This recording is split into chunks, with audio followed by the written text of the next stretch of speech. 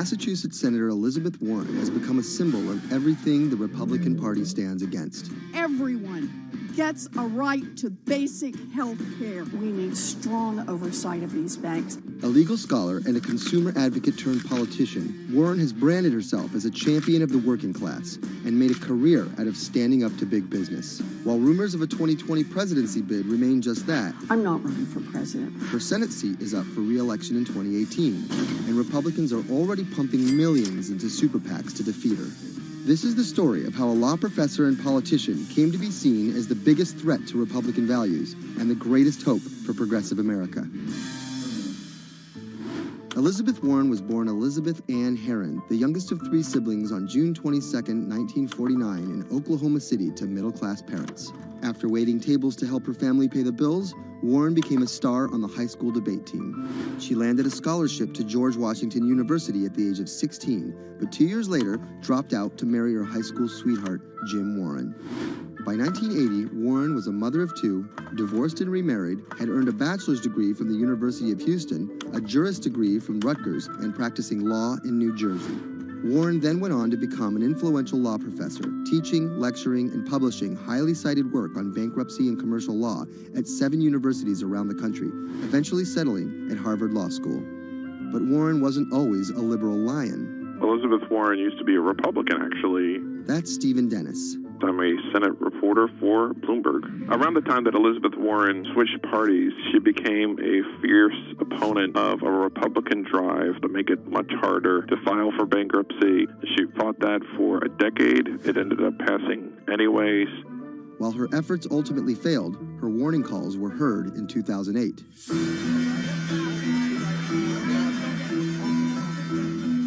We're in the midst of a serious financial crisis. Our entire economy is in danger, and without immediate action by Congress, America could slip into a financial panic, and a distressing scenario would unfold.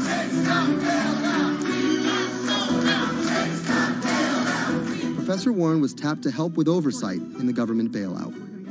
She would excoriate bankers and their bonuses and their practices. Why should the U.S. taxpayer alone carry city? She proposed a series of tough regulations, which became the basis for much of the Dodd-Frank financial law that we have today. That sort of catapulted her to national stardom, particularly among the progressive left.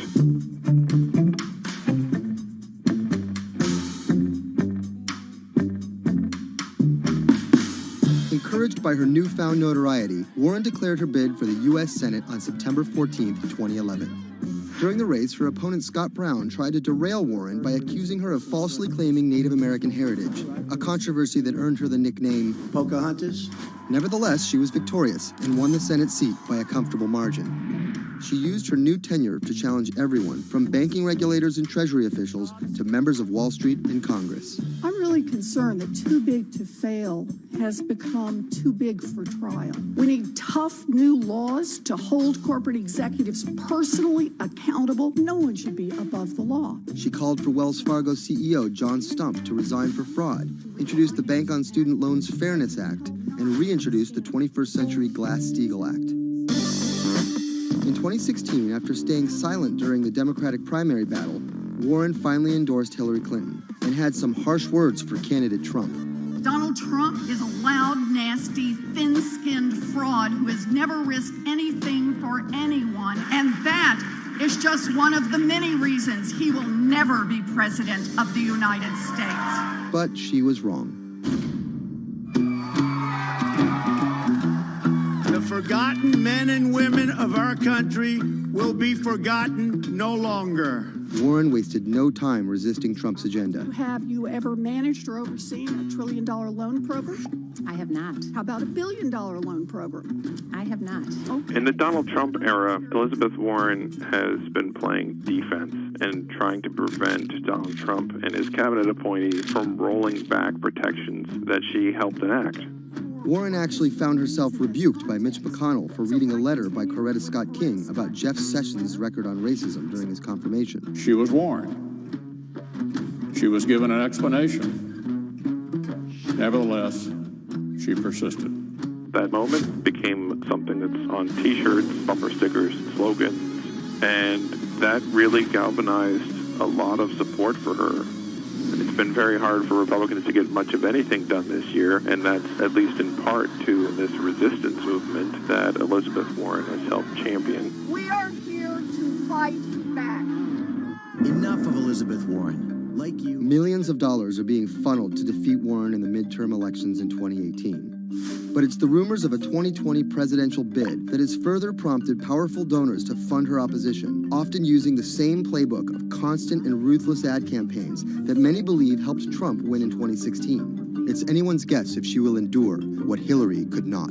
You know, the question for Elizabeth Warren is whether she can go from being a liberal firebrand to somebody who can regularly get 60 votes for initiatives in the Senate and 218 in the House and drive an agenda, and whether she can bring together coalitions for political victories. That's the challenge, and we'll see what happens.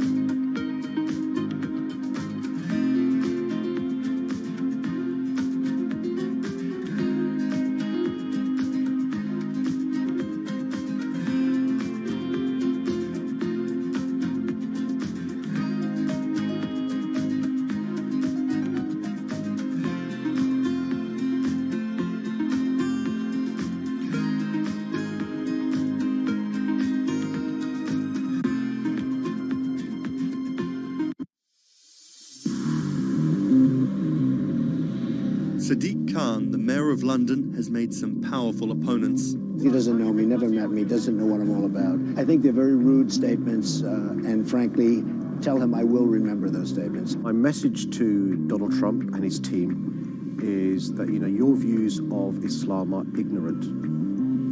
He's the first Muslim mayor of a major Western capital and proud of it. This is how Sadiq Khan went from the son of Pakistani immigrants to a lawyer, lawmaker, and now the mayor of London.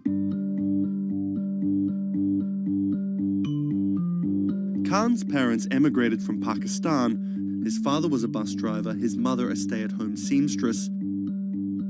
The 10-strong Khan family squeezed into a 3-bedroom flat in South London. He wanted to be a dentist, but TV in the 1980s convinced him otherwise. Objection! LA law with its swagger and ill-fitting suits caught Khan's eye. He graduated in 1991 with a degree in law from North London University and joined a human rights firm. Khan worked a number of high-profile cases, often clashing with London's Metropolitan Police Force. But he had bigger political ambitions. This is what being a new MP is like, squatting on a bench in the absence of an office, dealing with letters from constituents. Reports are just coming in of an explosion here in London. So there's just explosions, and then it was just smoke everywhere. Everyone's just asking what's happened. Only 2 months after Khan entered the Commons as a Member of Parliament, London was attacked by Islamist extremists. That day will stay with me for the rest of my life.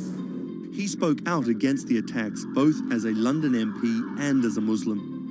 He has been very clear about his opposition to violence, opposition to terrorism, and has set out to make the case for a more open and peaceful Islam. That's Thomas Penny, one of Bloomberg's Westminster correspondents. Here is a man who is a Muslim, and he is standing up and being open and straightforward and being clear that the problem here is not Islam, but it's Islamic extremism. In 2015, a decade after the attacks, Khan ran for mayor of London, and his faith was back in the headlines.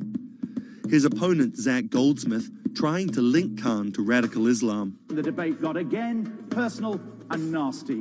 The Goldsmith camp has called Khan extreme and accused him of associating with, quote, those who seek to do our police and capital harm. It's a pattern of behaviour. Even the former Prime Minister David Cameron repeated the allegations. He shared a platform with Sajil Shahid, the man who trained the ringleader of the 7/7 attacks and accused the United States of bringing 9/11 on themselves. But the smears didn't stick. Zach Goldsmith ran a very negative campaign that was based on what people knew was a lie. This election was not without controversy. And I'm so proud that London has today chosen hope over fear and unity over division. After taking the mayor's office with a comfortable majority, Khan has brought a business-like efficiency to the role, scrapping expensive vanity projects like the Garden Bridge and the new Routemaster buses, which cost £350,000 each. The former lawyer who used to fight the police in court is now praised for his close relationship with them. I was talking to a very senior police officer in the Metropolitan Police who said there was a sea change when he went into City Hall, and the police were saying how much they welcomed this because they knew where they stood and it was more straightforward to work with. So he works like a lawyer, he works like a government minister. Khan's kept his faith at the fore. He's an outspoken voice for moderate Muslims across the world. Donald J. Trump is calling for a total and complete shutdown of Muslims entering the United States. Now, by giving the impression that Islam and the West are incompatible, you're playing into the hands of the extremists. The ongoing spat between Khan and US President Donald Trump escalated when Trump went after Khan, misquoting him on Twitter just hours after the terrorist attacks of June 3rd, 2017. Khan's now one of the most prominent Labour politicians in the UK. In fact, a recent poll of Londoners found Khan was more trusted to keep the country safe from terrorism than the Prime Minister or the Labour leader. His story of going from the son of an immigrant bus driver to the mayor of one of the greatest cities in the world plays well with Londoners. But can he appeal to the rest of the nation? Has Khan got his eye on the top job? And is the UK ready for a Muslim Prime Minister?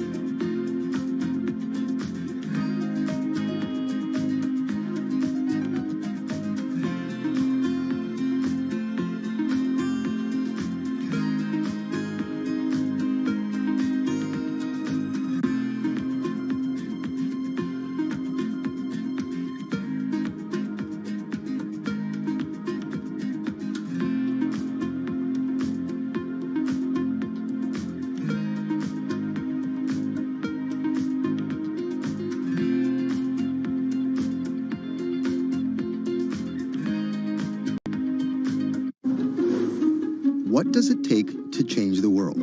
A big army? A cure to a pandemic? A revolution? All of these take either a lot of people, thousands of hours, or massive amounts of space. But for Julian Assange, all he needs is one room, an internet connection, and the world will listen. Assange is located here, and more specifically, right here. And from that location, he's posted government secrets, classified documents, and leaked emails from some of the world's most powerful people. And in doing so, has been labeled a hero, a villain, a nihilist, and everything in between. This is how an Australian programmer sequestered in the Ecuadorian embassy in London became one of the most influential and notorious people in the world. Born in 1971 in Townsville, Australia, Assange has always been on the move. Living in over 30 homes by the time he was in his mid-teens, Assange, along with his mother and half-brother, finally settled down in Melbourne. His introduction to hacking started at 16 when he was given a Commodore 64, which he attached to a modem. He attended the University of Melbourne, where he studied programming, physics, and mathematics. He never graduated, but that doesn't mean he didn't get an education. By 1991, Assange hacked into the Pentagon, U.S. Navy, and other branches of the U.S. government. In 1996, he was caught by the Australian Federal Police and charged with over 30 counts of hacking and computer-related crimes. He didn't get any jail time, but he was fined $2,100. I think the first taste of what would come later was the hacking that he did as a young programmer, and that really sort of foreshadowed a healthy skepticism of the use and abuse of technology by governments. That's Vernon Silver. I'm a reporter for Bloomberg's investigations team. Assange's youth as a hacker laid the foundation for him to start WikiLeaks in 2006. But what is WikiLeaks? It's a website that posts unfiltered, usually classified documents. What separates it from every other media outlet is that they have no editorial hierarchy. With a publication like the New York Times, information comes in, they take that information, package it, then disseminate it for the public to see.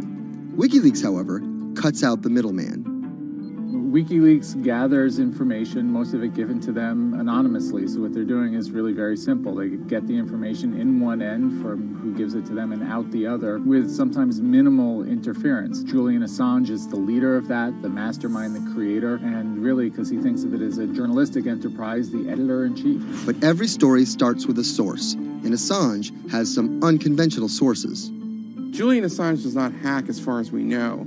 He is the recipient of people who are either insiders who give him secret documents or hacked emails from a foreign power. That's Eli Lake. I am a columnist for Bloomberg. And there was no source bigger for Assange than Chelsea Manning. He used to be known as U.S. soldier Bradley Manning. In 2010, Manning provided Assange and WikiLeaks with hundreds of thousands of leaked government documents. WikiLeaks quietly began releasing the documents in February of 2010, then made big headlines in April by posting what is now known as the collateral murder video. Come on, fire! It was a vivid, graphic video. It changed the debate on the Iraq War, and importantly, it put WikiLeaks on the map when they put it online, and they couldn't be ignored at that point. And those leaks were just the beginning. They went on to post more than 90,000 leaked documents known as the Afghan war logs, 390,000 documents known as the Iraq war logs, and 250,000 private messages between diplomats called cables in what is now known as Cablegate. These leaks were met with very real ethical questions. The problem with publishing those cables was that a number of confidential sources for U.S. diplomats who faced real danger when their names were exposed. Then Secretary of State Hillary Clinton drove the point home that every country, including the United States, must be able to have candid conversations about the people and nations with whom they deal. Shortly after Cablegate, the Swedish government issued an arrest warrant for Assange on allegations of rape and molestation. He claimed the allegations were fabricated to get him extradited to the United States, a claim the U.S. government denied.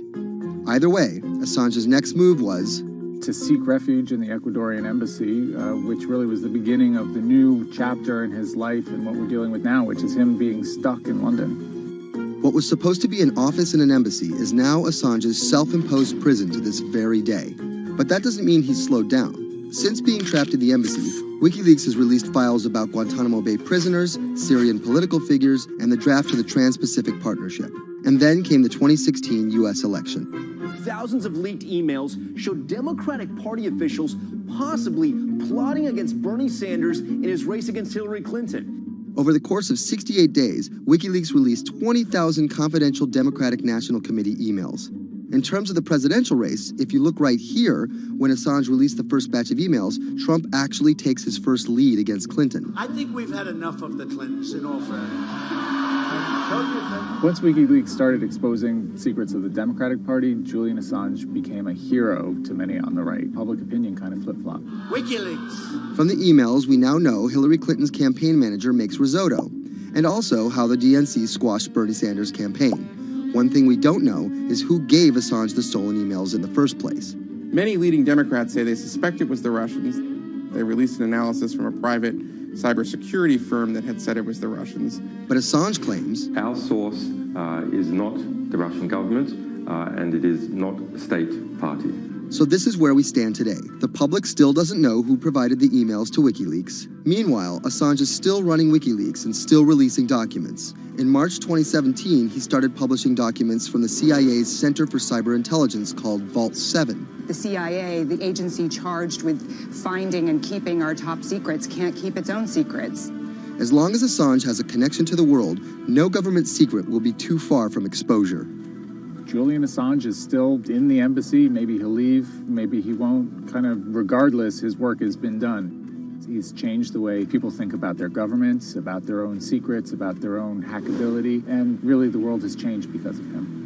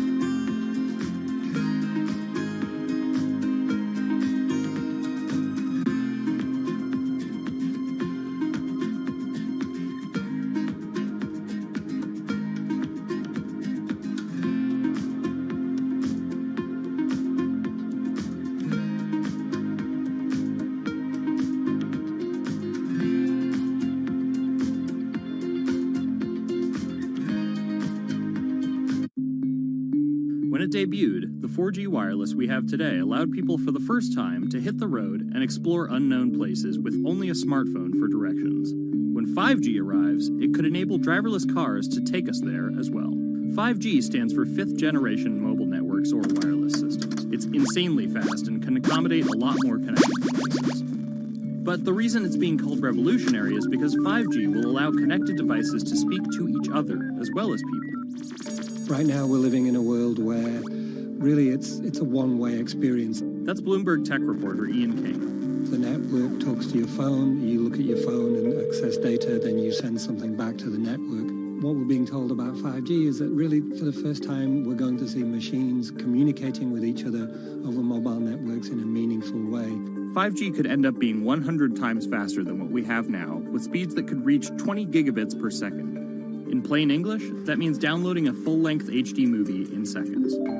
5G will also increase total bandwidth, which we will need in order to accommodate the growing Internet of Things. We're talking about the class of devices like internet-connected refrigerators, thermostats, dog collars, but 5G will enable many, many more. Things like your utility network, factories, where machines are just sat there, not connected at all. Suddenly they're all going to be connected. Suddenly we're going to be able to have real-time monitoring. Other things like cars, like utility poles, like your light, the light poles. But perhaps the biggest advance will be a huge reduction in communication lag time, known as latency. A network of driverless cars will need the speed of 5G to ping each other multiple times per second to avoid collisions. Near instantaneous data transfers could allow doctors to perform surgery remotely with a robotic scalpel. So how will all this work? First, you need to improve network density. And that's just a fancy word for saying you put more towers out there. What we're being told is that's not actually the case with 5G. The idea is 5G will not only use the existing mobile spectrum, but also tap into higher frequencies called millimeter waves. Millimeter waves can carry more data, but only travel short distances. This may mean you'll see a lot more of these base stations around town. And the new towers may have as many as 100 antenna ports, compared to about a dozen on 4G cell towers. So when will we get 5G? Getting 5G ready is expected to cost providers $275 billion over 7 years in the US alone. Look for the first 5G service to pop up in big cities sometime in 2019.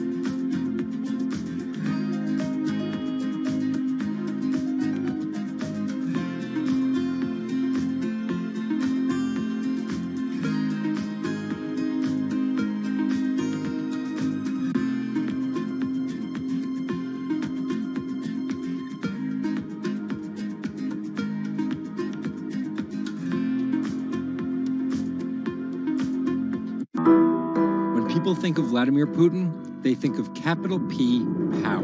And that's exactly the impression he creates. Whether it's physical power, firing different weapons, riding in various James Bond-esque modes of transportation, or tossing hapless opponents in judo. Or political power, ruling his own country with an iron fist, crushing his political opposition, or, most recently, being accused of meddling in foreign elections for his own benefit. This is how Vladimir Putin went from a poor, tough kid in Leningrad to a KGB spy to the very symbol of modern Russia. Vladimir Vladimirovich Putin was born in 1952 in Leningrad, which is now St. Petersburg. His father was a factory foreman and his mother a homemaker. It is widely said that Putin's public-facing tough guy persona can be traced back to him getting into fights when he was younger, which paved the way for him to take up judo. After getting a law degree from Leningrad State University, Putin joined the KGB Foreign Intelligence Service. He spent 16 years in the KGB. When Putin returned to Russia, he began his political career. He went to work for Anatoly Sobchak, who was then the mayor of St. Petersburg. That's Leonid Bershidsky. I'm a columnist at Bloomberg View. Putin thrived in Sobchak's administration because he was sort of considered pretty efficient city official at that time. He was very loyal to Sobchak. So loyal and efficient that he was noticed by Yeltsin's close circle. And those people soon brought Putin over to Moscow to work in Yeltsin's administration, where he quickly climbed the political ladder. Then, of course, he was promoted to Prime Minister of Russia. That's Dmitry Trenin. I am currently director of the Carnegie Moscow Center. Around this time, Yeltsin and the people around him, the so-called family, decided that Putin would become Yeltsin's successor. And then this happened. The apartment bombings were carried out in 3 Russian cities, killing 293 people and injuring more than 1,000. Putin immediately accused Chechen separatists for the bombings and followed it up with action. He was credited with having a very successful military campaign against the terrorists. And it worked. After that, he became an heir apparent in the eyes of the Russian people. 3 months later, Yeltsin resigned. And on his way out, a famous exchange. He was getting into the car in the Kremlin, and the last words that he addressed to Putin before getting into his car was, "Take good care of Russia." So Putin took over as president, and 3 months after that, won his first election. But just because Putin won the presidency, that didn't mean he had all the power. This is Michael McFall. I was U.S. ambassador from 2012 to 2014. In the 1990s, there was a fire sale of all the things worth owning in Russia, and certain people, the oligarchs, did better than others in that fire sale, sometimes called privatization, and those people tended to be well connected with the Yeltsin regime, and they weren't Putin's friends. But they probably miscalculated, thinking that they could easily find a way to influence him. It became impossible almost from the start. From that very moment, there was warfare between him and the oligarchs. That's when Putin gave the oligarchs a choice. Putin's way? Some of those people from the 90s managed to figure out a new way of dealing with Putin and have survived.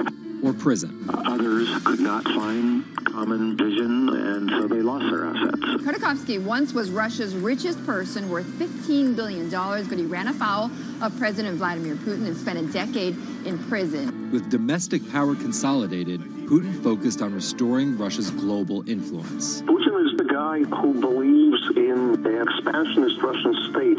Georgia and Ukraine and all the other Soviet republics that split off when the Soviet Union fell apart, he still believes that they're traditional Russian satellites. A lot of his strategy is about keeping them in the orbit. That Yeltsin line, take good care of Russia, that's how he understands it. And he used annexation and invasion, as well as oil, gas, and trade to keep former Soviet republics in Russia's orbit.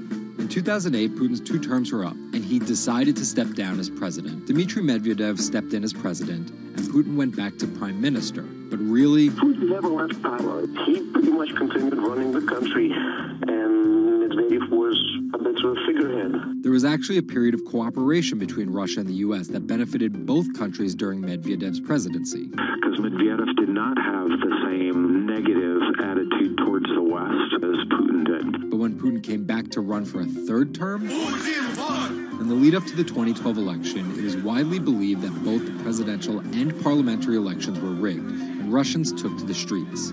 Putin blamed the protests squarely on America, and more specifically, Secretary of State Hillary Clinton. He believed that she had sent, this is his words, a signal to demonstrators. Still, Putin won by a huge margin and set about crushing the protest movement immediately upon his return to the Kremlin. Over the next few years, Russia's economy tumbled. Putin annexed Crimea, leading to sanctions. The price of oil fell drastically. The ruble hit a new low, and America played down Russia's influence, with Obama calling Russia a regional power. Despite all of that, Putin's approval rating remained sky high, and then an opportunity for payback. I think I'd get along very well with Vladimir Putin. In 2016, there was one candidate who called Vladimir Putin very smart. Trump exhibited tolerance towards Putin's actions annexing Crimea, and similar views on NATO and sanctions. Secretary Clinton didn't support any of those views. Even though Putin denies any wrongdoing, U.S. elections. Yes. The U.S. has accused Russia of being behind the leaking of 20,000 Democratic National Committee emails, which many say helped Trump beat Hillary Clinton in the presidential election. Which leaves us here with the possibility of a President Putin until 2024, positioning Russia to be the world power he always imagined it should be.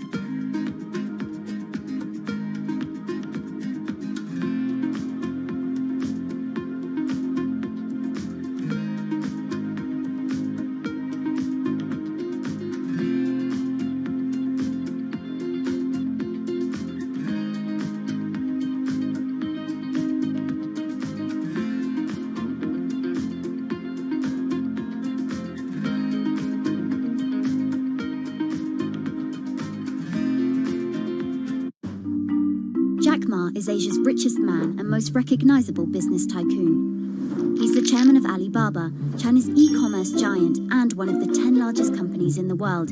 Yet he still wants more. We know where we're going. We want to be the 5th largest economy. Big words from the man some call Asia's Jeff Bezos. He's confident, he's charismatic, and he's definitely not the average CEO.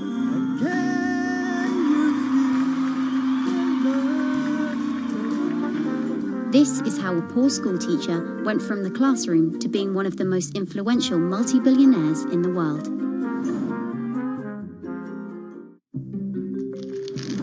Ma was born in China's southeastern city Hangzhou in 1964.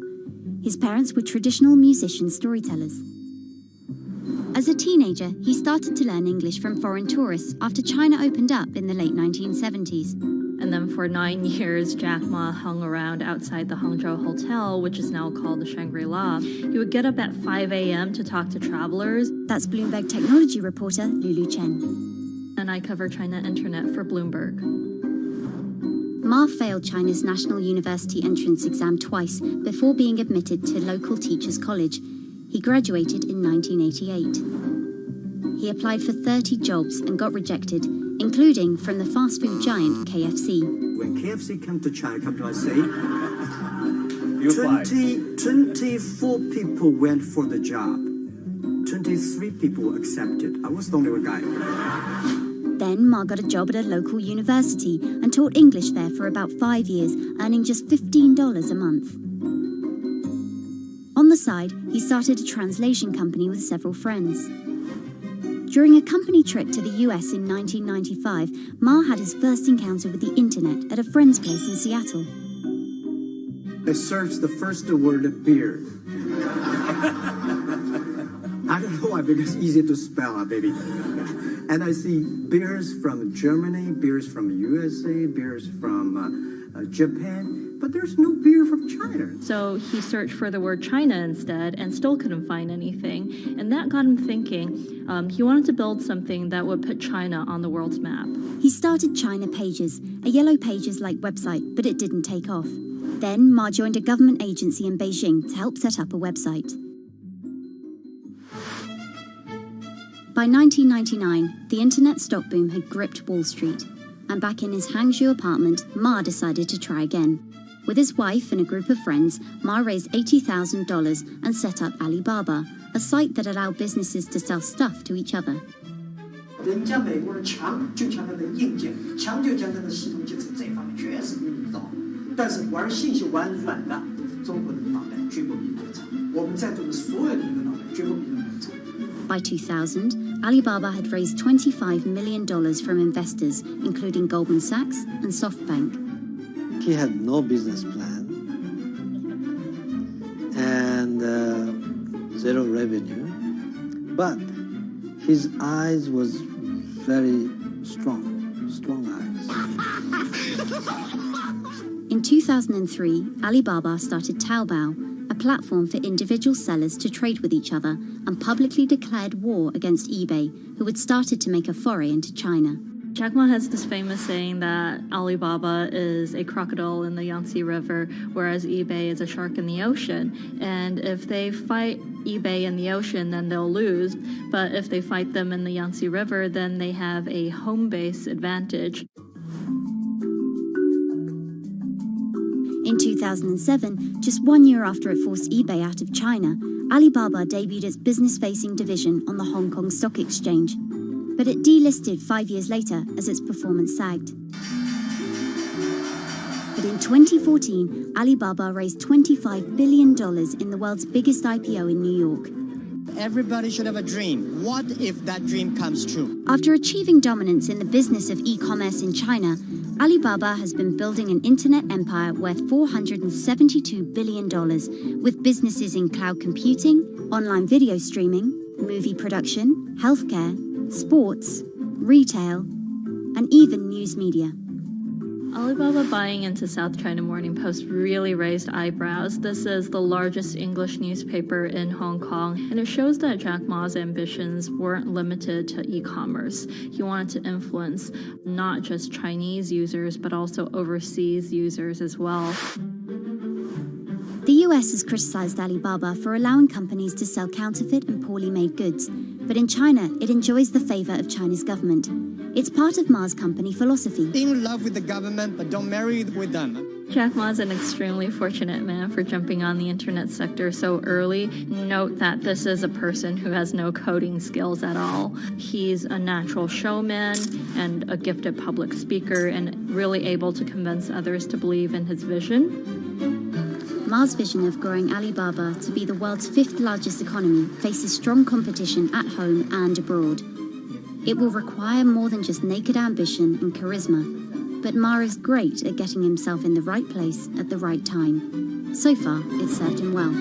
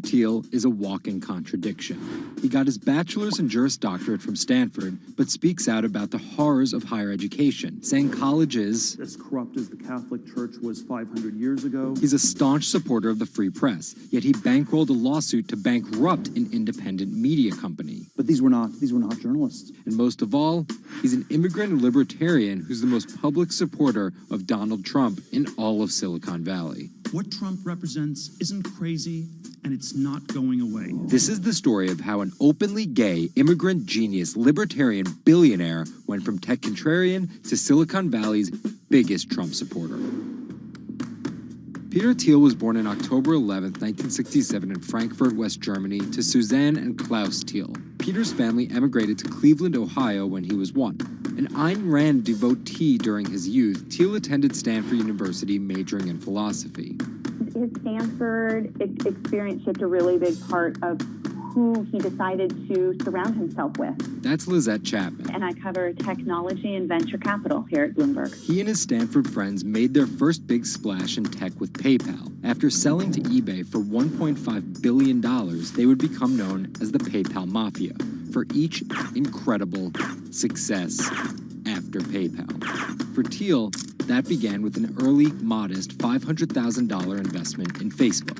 And in VC speak, early means big risk, but also big reward. He turned that initial $500,000 investment into more than $1 billion in cash. But Thiel was just getting started with Facebook, and he went on to make a whole bunch of wildly successful investments. From SpaceX to Airbnb to one of the largest, most powerful companies in the United States, if not the world, and of course that's Palantir. The incredibly controversial secretive data mining startup he founded with his colleagues from PayPal. It connects data silos and then allows non-technical people to search that information for patterns. Data like financial information, feeds from video cameras, biometric details, passport information, flight manifest. Palantir doesn't talk much about how they collect this data, who has access to it, or what they do with it. But they have contracts with the Department of Homeland Security and the CIA and the Department of Justice and the Securities and Exchange Commission and several other federal agencies. It's the richest company you've never heard of, valued at $20 billion. But there are plenty of obscenely wealthy people in Silicon Valley. What makes him different... He's a complex ball of multiple contradictions. Take college, for example. Even though college was extremely important for Thiel, there's something called the Thiel Fellowship.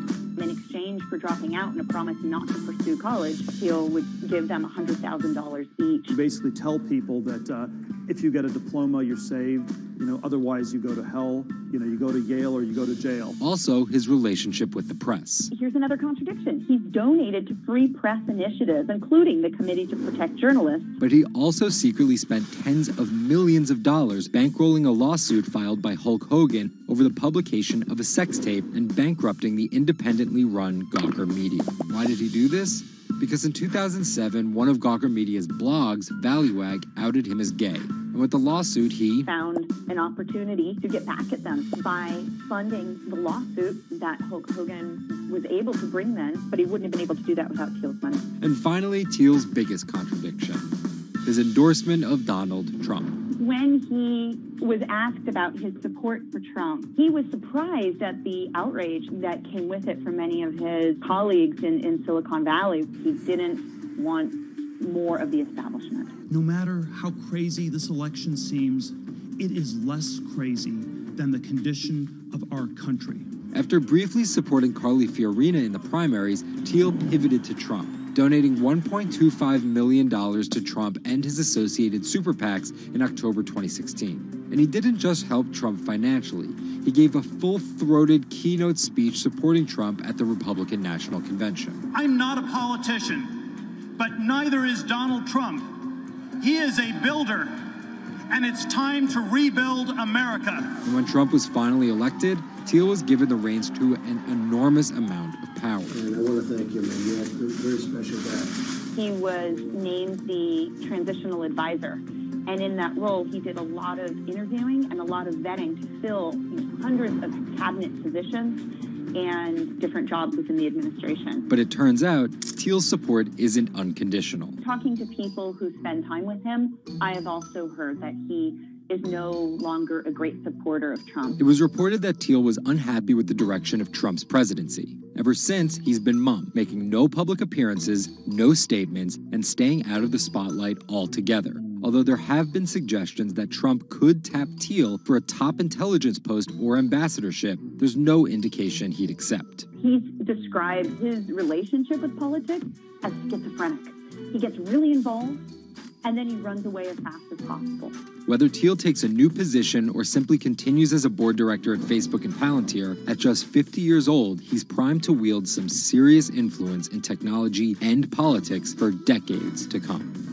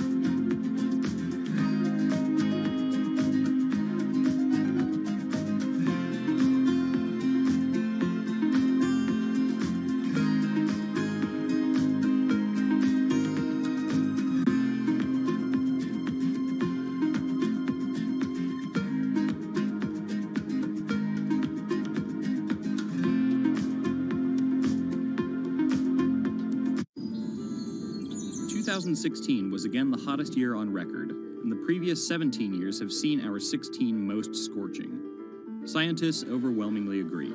Global warming is the culprit. And it's just getting started. Ice caps, extreme weather, wildfires, droughts, and the hits keep coming. What are we doing about it? In 2015, the world took its boldest step yet to stem climate change with a historic accord in Paris.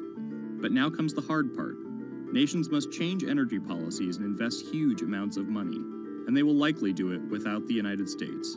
President Donald Trump announced on June 1st that the U.S. would withdraw from the accord. The reality is that withdrawing is in America's economic interest and won't matter much to the climate. Here's the situation.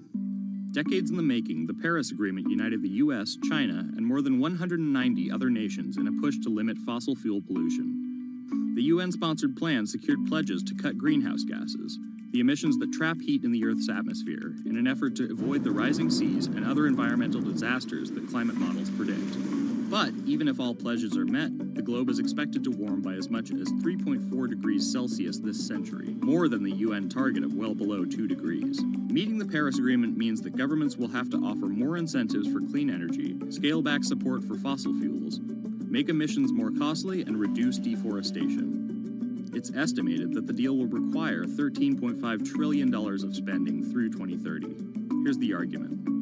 Unlike past climate pacts such as the Kyoto Protocol, each country set its own Paris targets and then promised to revisit and improve them. The U.S. was primed to play a lead role in climate change, but Trump's Energy Independence Executive Order reverses Obama-era rules and directives put in place to combat climate change, and expands production of coal, the dirtiest fossil fuel. The resulting policies threaten the global fight against climate change. Without the U.S. commitment to emissions reduction, other countries may join it in abandoning the Paris Agreement. This could make it almost impossible and even more expensive down the line to stop climate change.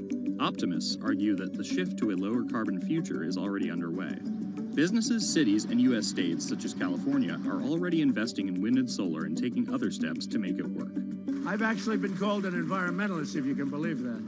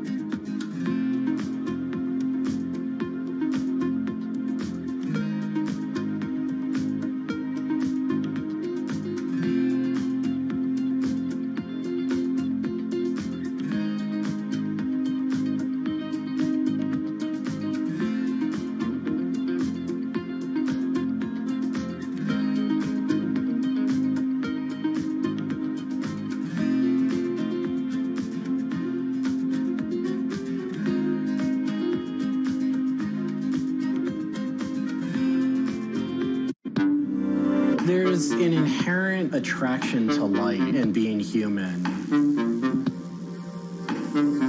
And I think on a very deep psychological level, light is this way in which we experience the energy surrounding us in a very personal manner.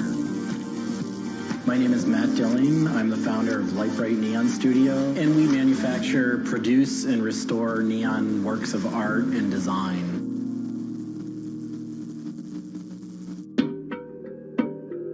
origins of the creative content of a lot of the work at Lightbright comes from a variety of sources. Sometimes people come with a napkin sketch. Some people come with an Adobe Illustrator file. And we have a whole design team who then we kind of work together to help create layouts of what it might look like. Scale it up and create a paper template using a pen plotter. And that paper template actually becomes our guide for what we're going to bend the neon to. We take from the office into the glass shop. We pick out the right size tubing with the right color for the right size project. From there, we heat up the glass tubing. The torches heat the glass well in excess of 1,000 degrees in order for it to get into its molten state. We heat up and bend the glass tubing to match the template. One of our chandeliers has over 100 different bends in it. So each one of those bends has to be marked for a heated up bend. We also have to allow the glass to cool between the bends so that the next area can be worked on and heated up in its own unique fashion. It turns into spaghetti, and then we have to make sure that that spaghetti lines back up and cools to the template. We use a blow hose to connect our mouth to the tube, create a volume that's closed, and we can control the pressure in there with our mouth. There's just a variety of challenges that come up inherently in working with glass. Glass can crack due to stress, and sometimes you'll just have a batch that all it wants to do when it gets near a torch is crack.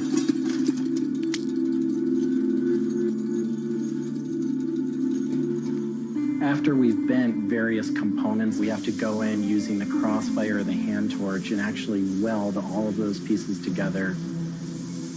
The last step on that is then to weld on electrodes onto either end. Each one of those steps is very, very specific. I draw inspiration from so many different experiences. It's hard to come up with one thing that's particular, but one of the ways that I really am able to connect with the creative is to float. Floating is a similar experience to meditation, to psychedelics. Going into a blackened room and laying out in a body of water and salt that's heated to your body temperature, and it allows for all sort of external stimulation to fall away. And your internal world really begins to bubble up and manifest. You really get to experience a different relationship to your mind.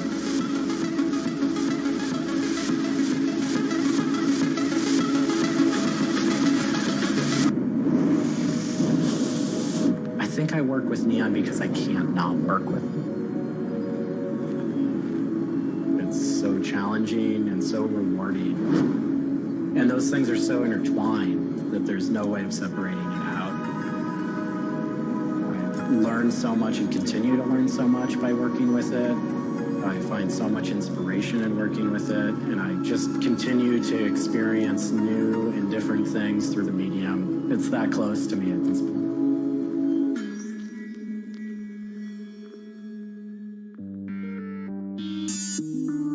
Once the neon tube is completed, we have to hook it up to our manifold for bombarding. The manifold is opened, a vacuum is drawn. We check the tube for leaks with our Tesla coil. We close the tube back off, and we heat it up using a very large and powerful transformer.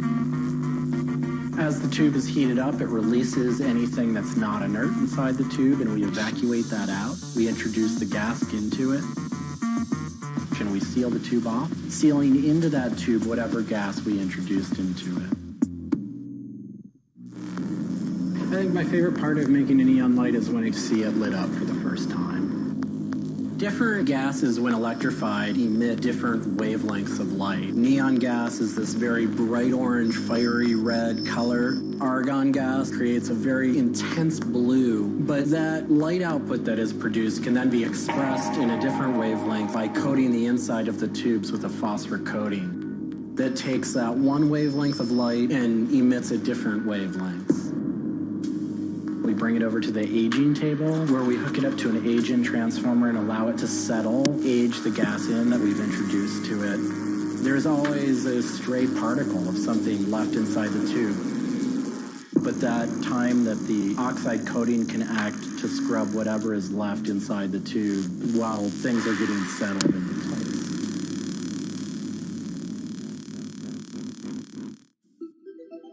Once the tubes are aged in, we move on to our process of assembling two halves of the fixture together in a jig, gluing up the center of the fixture to its spindle. Once the adhesive dried, we would connect the wires from the fixture together into a transformer, and we turn on power and it lights up.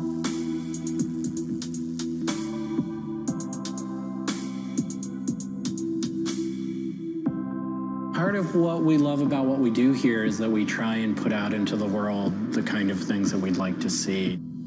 I still am surprised when it lights up. I'm still excited when I get to see it illuminated. There's an ineffable quality to it. To me, is this insight into the inner workings of the universe. It literally is. It's a way of looking at what is surrounding us in the cosmos in a new light.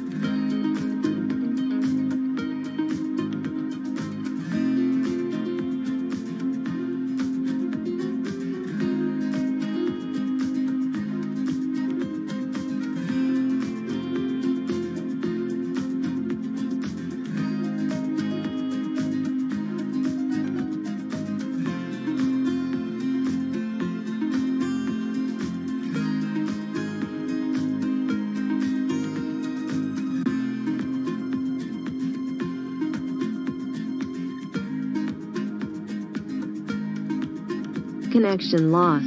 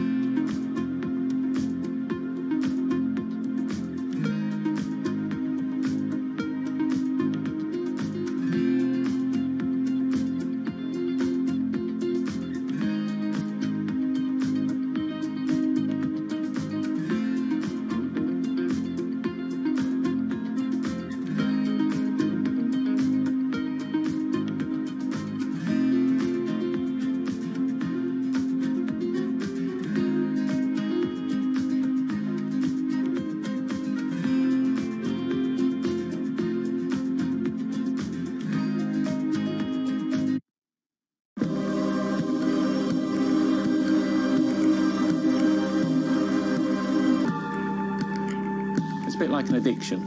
You've got to make something. You have to do something. It's borderline obsession. And every bike we build is my favourite bike at the time, and as soon as it's done, I want to build another one.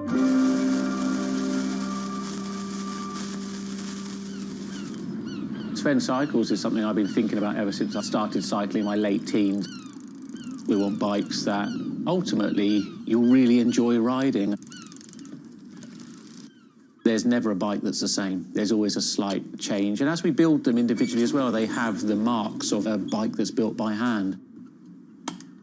Most people I know cycle have an idea of their dream bicycle. And it may be an evolving idea you've had in your head. And we've worked with a lot of people that have come to us with sketches and scrapbooks. It's really, really nice to build something that's just one-off and unique.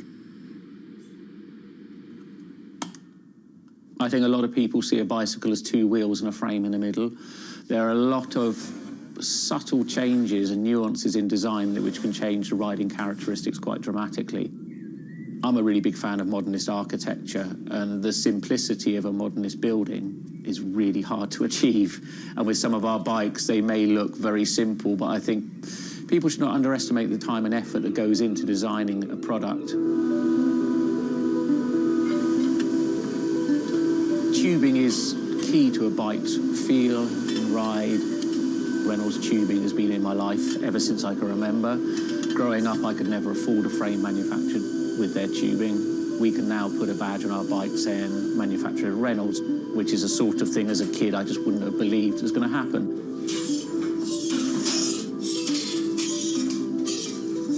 Every part of the bike has a specific tube. It's not universal. The first thing we do is get the tubes out, check they're correct, check the wall thicknesses, sand the edges, make sure it's all really clean, because if it's not clean, the tubes won't join together correctly. We build in steel because I still believe it's one of the best materials to use. It's been used in bikes since the late 1800s, and they're still using it now for a very good reason. It's the flexibility that we can replace the tube, repaint the bike, and you wouldn't know it's damaged. I just like working with it. It's very sculptural. This isn't sort of aerospace precision engineering. It's a steel rule and a marker. So when we're cutting the tubes, it's within a mil or two. But what we're trying to do is take the best from bicycle building in the past and add a little bit of modern flair to it.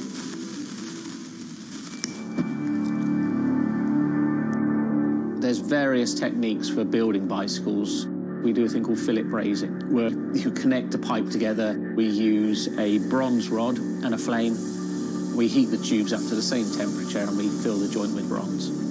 And it gives a very, very sort of fluid, lovely, sort of quite sculptural feel.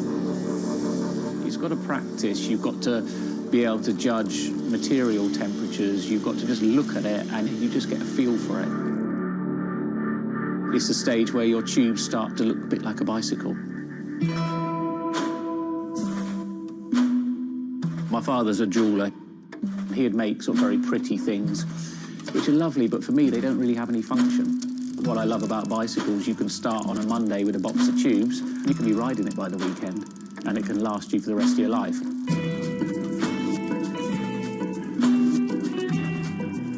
Outside of the frame and forks, the other most important part is the wheels and tyres. When you build the wheels, you have to lace them, so there's little holes going all the way around the rim. You poke the spoke through. We do build all our wheels by hand here because a machine can't get 30 years worth of wheel building experience. Colour is very, very personal. With any of our bikes, you can have them painted whatever colour you want.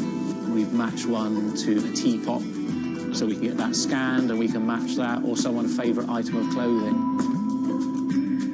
I like to let the bike sit for 4 or 5 days minimum, just so the paint can have time to cure a little bit, and then we assemble it. We get out all the new components, and it's a case of putting them together. Some bikes you can assemble in 3 hours, some will take 3 days. And we've built bikes that cost in the £10,000 plus mark. Some people, they're saving up and this is their bike and they're going to own it for the rest of their lives. So we just want to make sure they get the right thing.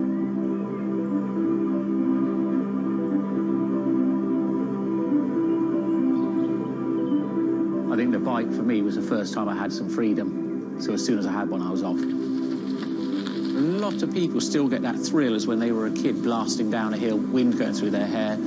It's fun. Everyone has their favourite jacket or something that just makes them feel good. If you've got a bike that fits well, you actually feel part of it. Building bicycles as a creative outlet is fantastic. It's not something you do because you're going to get a big paycheck at the end of the day. You do it something you have a passion for it.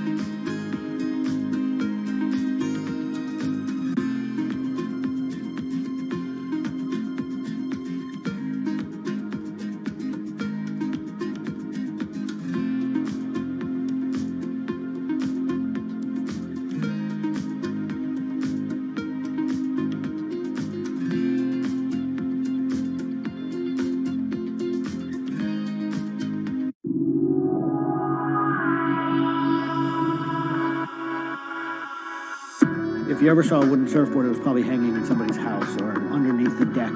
But kind of in the last 10 or 15 years, wood has made a big comeback. They surf wonderfully. It's beautiful and it feels great to be on one of them.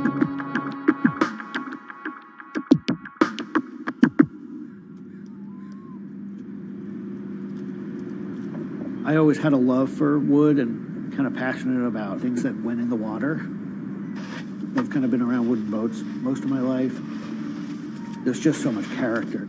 The way they're built, the stories that come with them, a lot of that has translated over to why we build surfboards the way we do.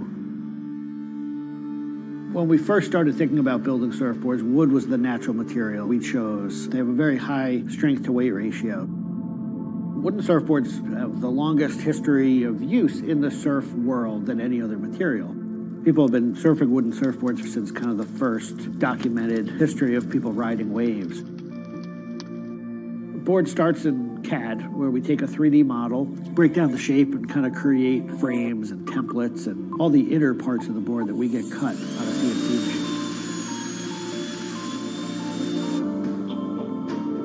We take those frames and we just pop them out, assemble the frame into kind of a skeleton. We go out to our lumber shed, pick a bunch of cedar, and bring them into our mill shop, put glue along the edges, clamp it all together into a panel. Everything's book matched. You have symmetry in the colors and texture of the wood. Cut your outline. take our assembled frame, gently put it down right on top of the plank.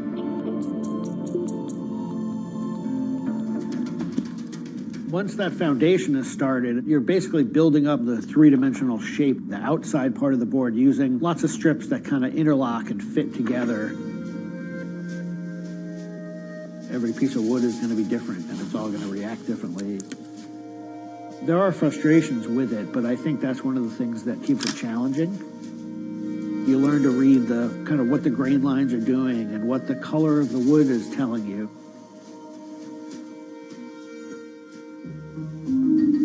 Once those rails are cleaned up, we put our top planks on. It's a little bit like putting a lid on a box. It's like, this is it. Whatever's inside that board is staying inside that board. And by tensioning some rope, you can clamp the two together. It's like a time capsule.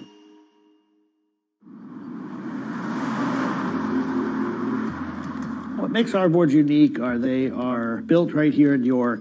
They're built using material that grows right here in the state of Maine. They're built 100% by hand by local craftspeople and surfers. There's a lot of time that goes into these boards, between 40 and 60 hours, start to finish. We wanted to build surfboards that were as hollow as they could be, but still be strong enough to work well. Too light and they don't surf well, but too heavy and they don't surf well. So there's a balance point there, and that's where we try to be. Taking the board off the rocker table once the top has gone on, that is by far one of my top favorite parts. It's just you and a shaping stand, a board, and a hand plane. Everything else is out of your view. It's simple, it's pleasurable, it's quiet. You can be with your thoughts and you can just kind of be present. There's something about taking a nice sharp edge tool to a beautiful piece of wood and feeling the curls coming off and knowing that every pass that you're making, you're kind of getting it closer and closer to what you have in mind.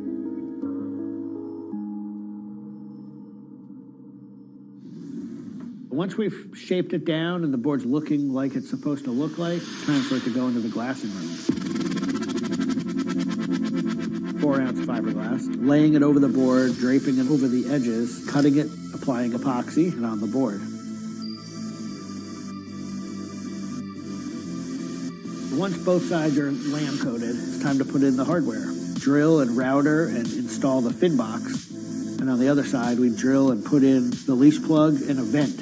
There's a lot of air just naturally inside the board, and that air wants to expand and contract with temperature changes. And that vent has a little piece of Gore-Tex fabric in it, and it allows air to kind of breathe both ways, but it doesn't allow water to get in. Once all that hardware is put in, it goes back into the glassing room. We brush a nice, beautiful, thick coat of epoxy over the whole surface, and that we call a gloss coat.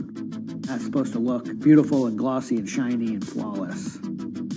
You get to see that board come to life. Whatever the colors in the wood, they really come out. It just makes it look like candy. You just want to touch it and run your hands down it, and it's just kind of the icing on the cake.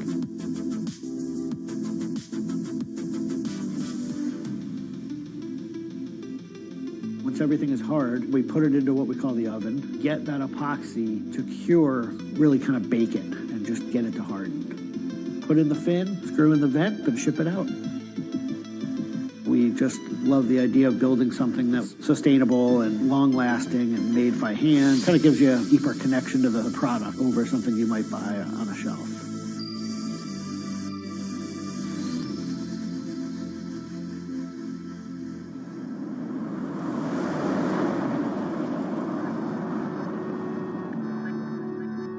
When a customer gets the board, they feel it. They 100% feel the amount of work and the amount of passion that went into the board. So I'm not really looking at hours and efficiency. We're looking at like doing it right and enjoying it as we go.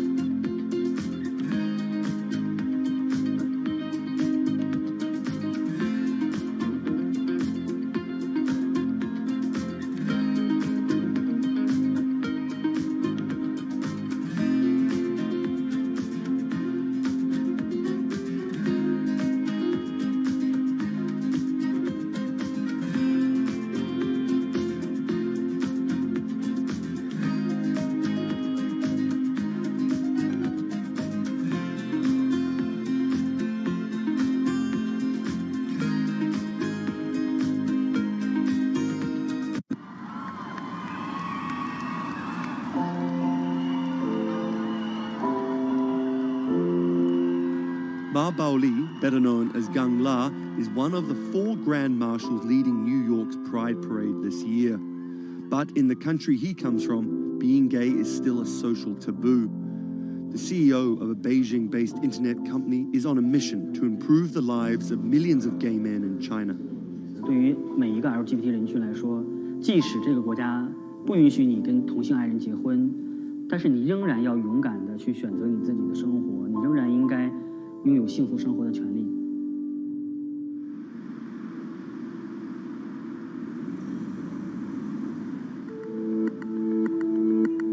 Ma's company Blue City runs an app and a website specifically for gay men.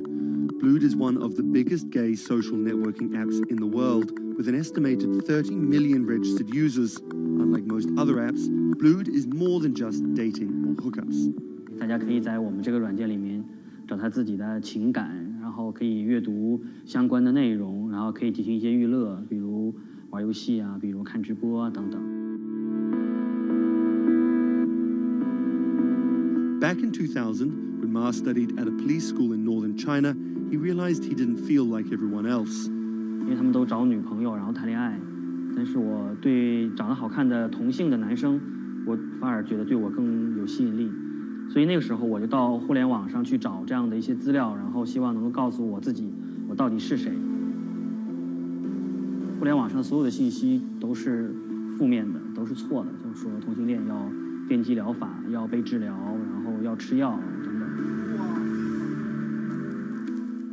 After visiting some foreign websites with different attitudes to homosexuality, Ma created his own site for a Chinese audience, encouraging people that 他们也是正常的，他们不用自卑，然后也不用自杀。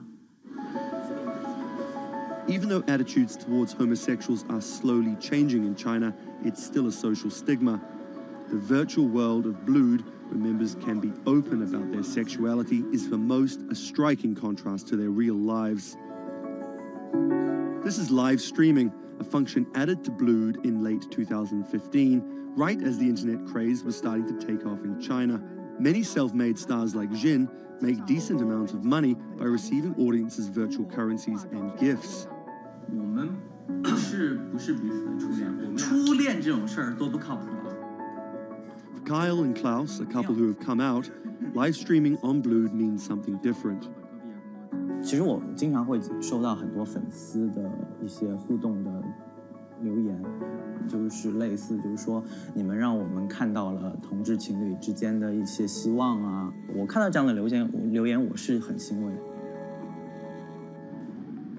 The government's rules for acceptable content online may shift quickly in China, with LGBT material in a grey area. Many companies feel the chill of the recent internet crackdown, but Blue City still runs as usual. Ma has won the Chinese government's trust by helping with HIV prevention among gay men. A third of the company's staff are dedicated to screening pornographic and politically sensitive content. 我不太多的愿意去对抗，我更多的愿意去对话，去改变他们的想法。我觉得这个可能在中国来说是更有效的。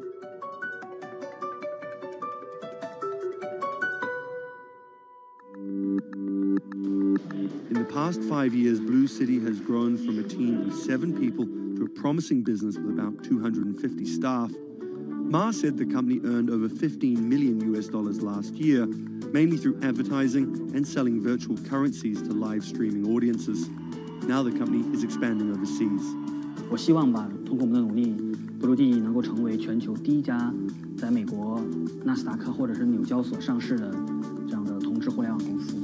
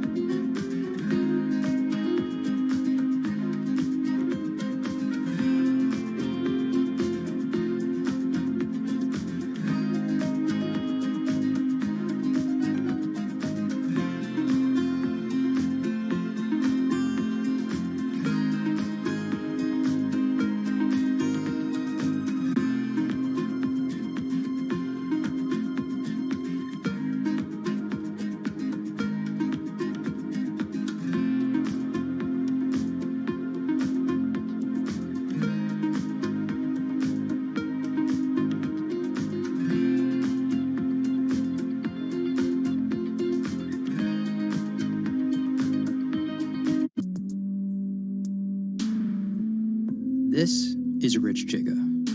He's a Chinese rapper by way of Indonesia, and he's very popular on the internet. This is Joji. He's a Japanese-Australian singer, and he's also very popular on the internet. Plus, Joji invented the Harlem Shake meme. Let me say that again. This guy, Joji, in the blood bathtub, invented the Harlem Shake meme. But we'll come back to that. So Rich and Joji are both signed to 88 Rising, an entertainment company hoping to build a lasting global brand that will outlive singular moments of virality. They primarily create content combining Asian culture and hip-hop, a formula that apparently pleases the internet gods greatly. They've only been around for 18 months, but they're already putting up major label numbers. I think that we have an unprecedented collective of talent, a group of like predominantly Asian artists, really like making waves globally, which from an independent point of view as well. 88's founder, Sean Miyashiro, cut his teeth launching Vice's electronic music channel, Thumb.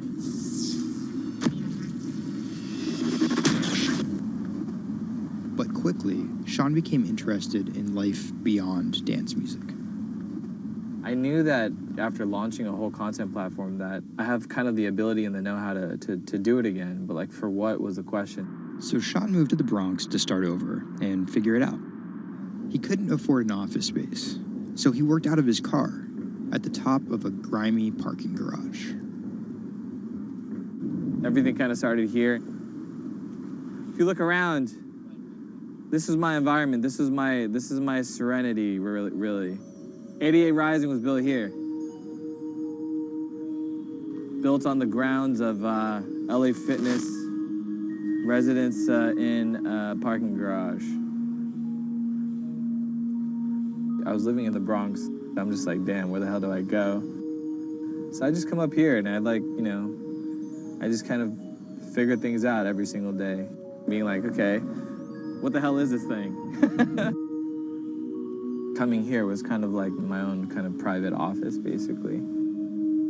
Like, to be honest, I would even go to the bathroom here. I would like take pisses here, you know what I mean? Like, it was, it's just too far to go back down there. When I need Wi-Fi, I'd spend a good part of the day at Dunkin' Donuts. Hi, how are you? Can I get a chicken snack wrap?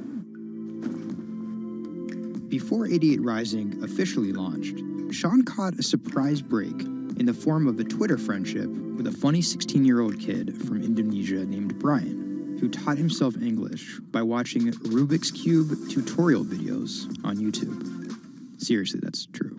I thought his Twitter was genius, from the future, just crazy, and like just the shit that he was saying, like the memes he was making.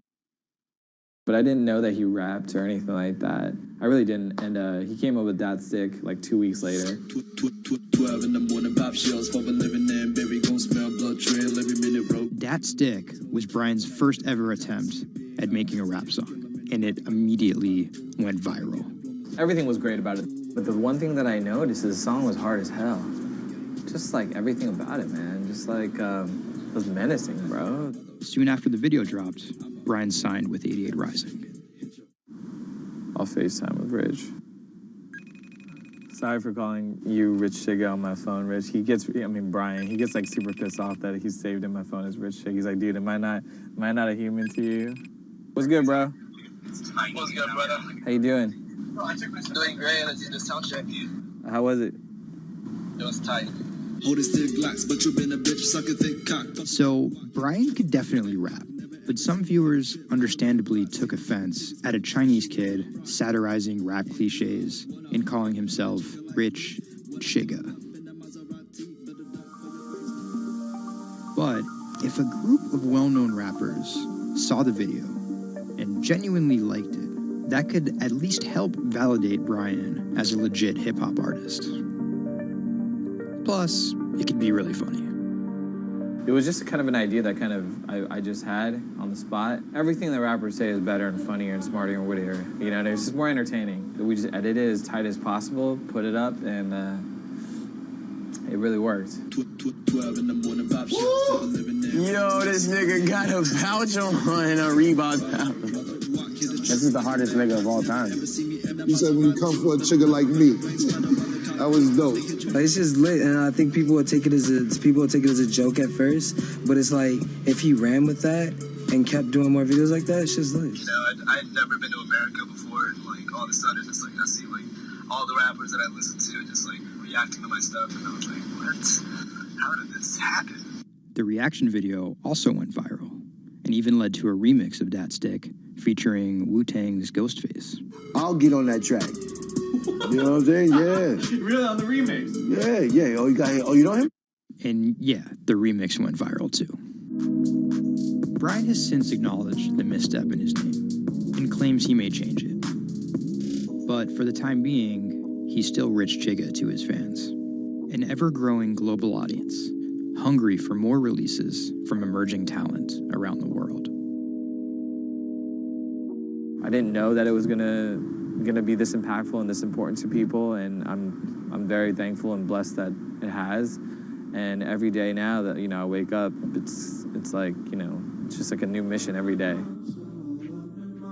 A major part of that mission involves Joji. Remember the bloody bath guy?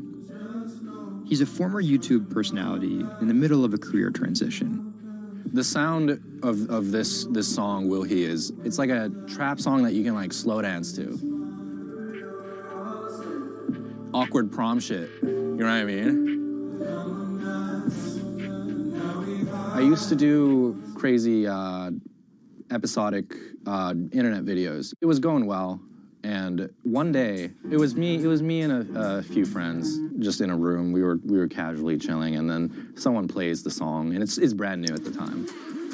I happened to have a lot of costumes laying around, so I told the other guys, I was like, get in these costumes and let's just dance to it. Like, who cares? We were like, okay, let's just go crazy at the drop. So that video goes up, I go to sleep, and the next morning, everyone's doing it. Like, next morning.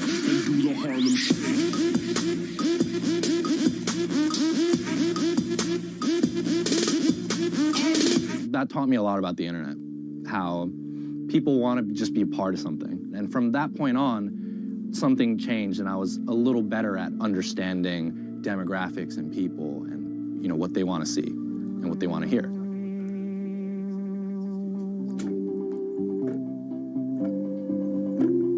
I was friends with a couple other artists who were affiliated with 88, and then I also started to realize that 88 is the bridge between Western and Asian entertainment, and I really wanted to be part of that.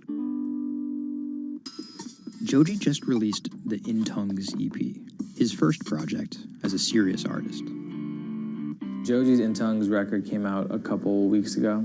It's #2 on Billboard on the R&B charts, which is crazy for, independent release, and he's like a brand new artist. And the success is even more impressive, knowing he went from creating something like this. It's just Taco Bell. What could possibly go wrong? To creating something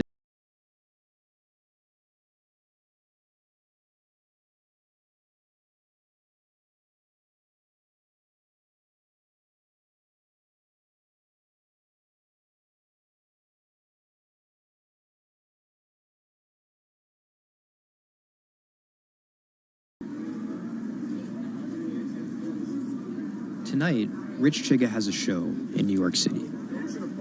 Tickets sold out in an hour.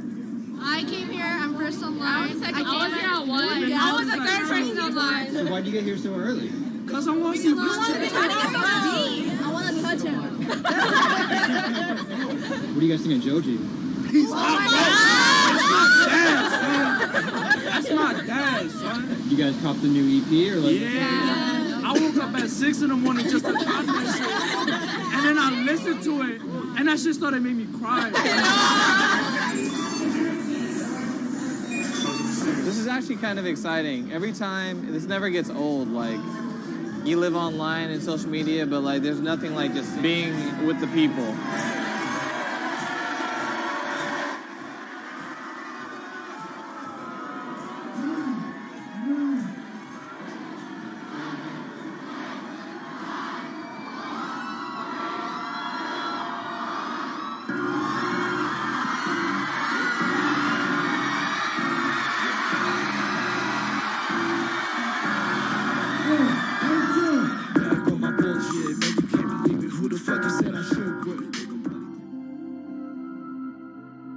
More often than not, viral success happens by accident.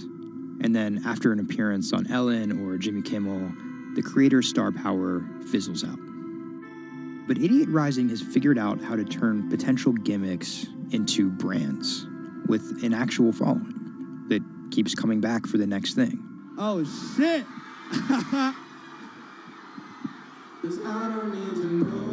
So keep an eye out for Idiot's next move. But more than likely, it won't be covered on network television or terrestrial radio. Although, as they've already proven, nowadays that really doesn't matter.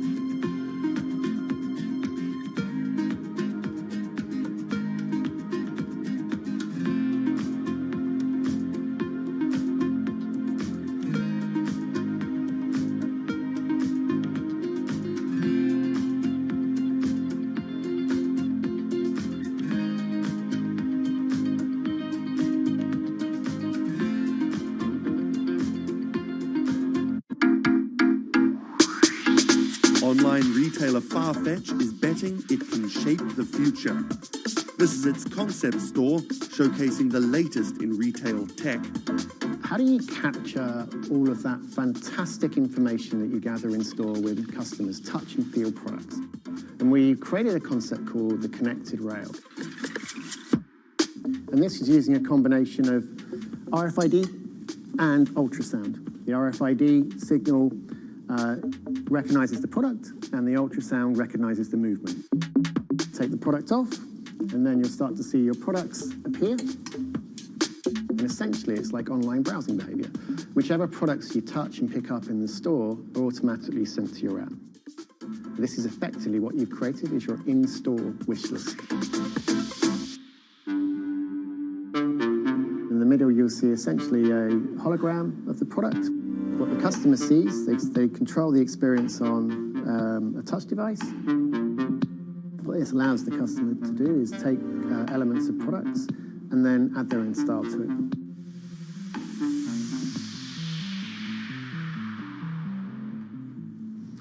Right, so this is the connected mirror. So in this example, I see my products. I select a coat, and that's tried it, and it's slightly too big for me. So what I can do is choose an alternative size and send a request to the sales associate, and they'll bring that size to me in the fitting room mirror. You'll also see that we've got some product recommendations here. Crucially, the sales associate's able to push items into the mirror from their device. If you wanted to, you could simply use the mirror and pay and go. Your items would then be packed and dispatched to you afterwards.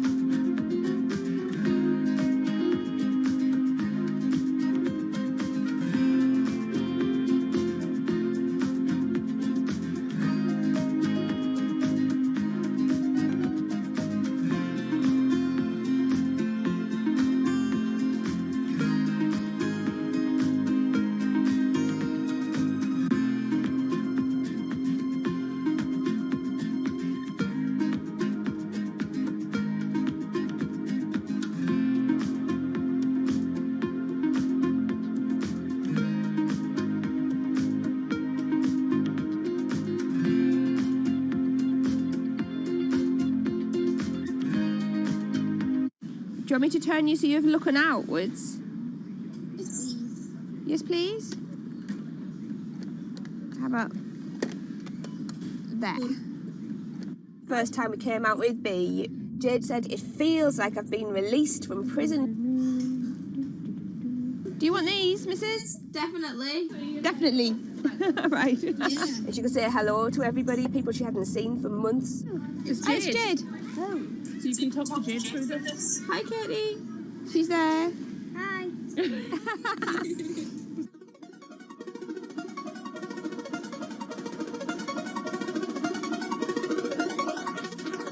Every time anyone's seen her, they want to know why she's there. And it's kind of the opposite of when you're in a wheelchair and people see you and they kind of go, oh, should I look? I don't know what the right protocol is. When there's a tiny robot with its bright little eyes going around just looking happy everywhere, it really opens you up for conversation. We've got some friends here, look. Hiya. When I saw her for the first time, I remember thinking, this is going to change things. This is one of those points where if this was a book, this would be the cliffhanger.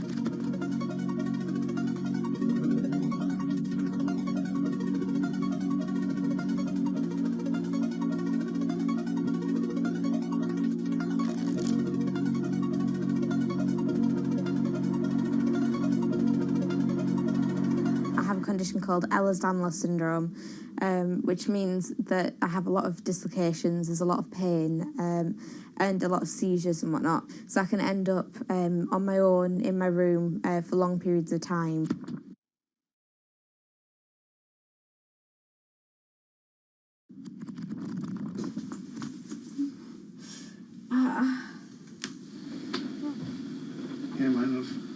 A lot of the time, with a condition like my own, of course there's the pain, and the pain is bad, and the dislocations are bad, and the seizures and being in paralysis and never knowing whether you're going to be able to wake up properly tomorrow, that's bad.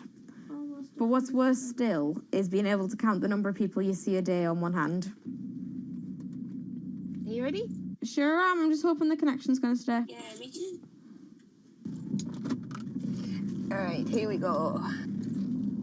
When you're used to just the same little metre by metre and a half window every day, and you've been there for months, being able to just see the sky from somewhere else, or the tops of trees, or a sign, is incredible. Or being able to have that kind of chat in the car that most people would probably take for granted. I'm going to go past Grandma and Grandad so you can give them a wave. Now, if Jade is particularly seizure-y, she can still take part. And that's brilliant, really, because before she would just be left in a bed or in the house with just her carers. It's quite a small world, that. Right, so there's one of them. Here, this costume I'm busy making at the moment. When I'm not on bed rest and I'm not just wearing pyjamas all the time, I enjoy being able to dress as different characters and go to Comic Cons and that kind of thing, because it just lets me show a different side of myself, and it's a bit of fun. If you can't go out that often, you've got to enjoy it when you do. Was that? That's good. It's one of those weird things where I want to not have to use B because I want to be well enough to be able to go to those places myself. Like, it really makes a big difference to me to be able to go into school. But the thing is, with my condition fluctuating all of the time, I can't go into school reliably.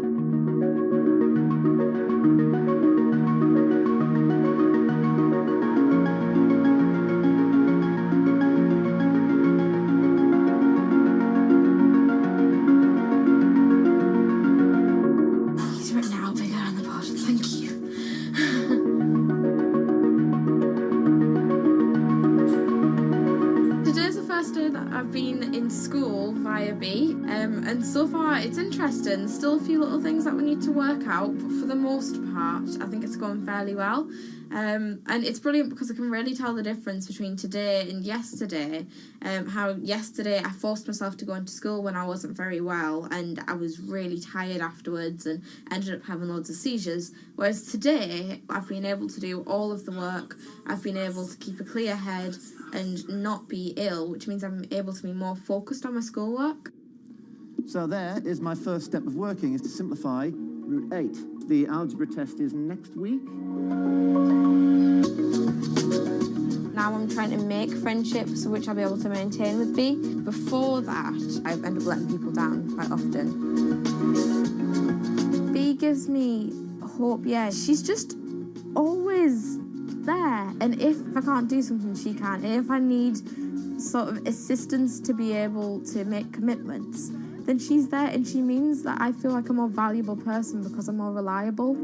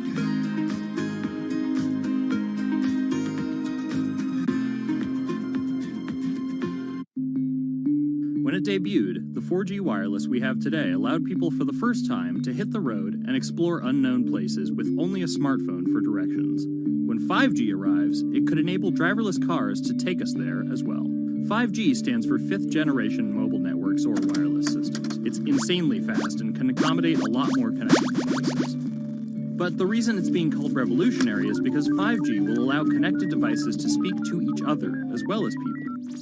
Right now we're living in a world where really it's a one-way experience. That's Bloomberg tech reporter Ian King. The network talks to your phone, you look at your phone and access data, then you send something back to the network. What we're being told about 5G is that really for the first time we're going to see machines communicating with each other over mobile networks in a meaningful way. 5G could end up being 100 times faster than what we have now, with speeds that could reach 20 gigabits per second.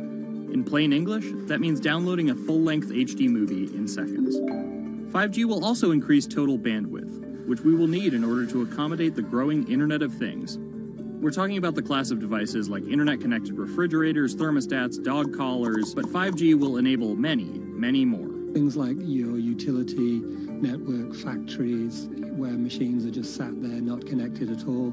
Suddenly they're all going to be connected. Suddenly we're going to be able to have real-time monitoring. Other things like cars, like utility poles, like your light, the light poles. But perhaps the biggest advance will be a huge reduction in communication lag time, known as latency. A network of driverless cars will need the speed of 5G to ping each other multiple times per second to avoid collisions. Near instantaneous data transfers could allow doctors to perform surgery remotely with a robotic scalpel. So how will all this work? First, you need to improve network density. And that's just a fancy word for saying you put more towers out there. What we're being told is that's not actually the case with 5G. The idea is 5G will not only use the existing mobile spectrum, but also tap into higher frequencies called millimeter waves. Millimeter waves can carry more data, but only travel short distances. This may mean you'll see a lot more of these base stations around town.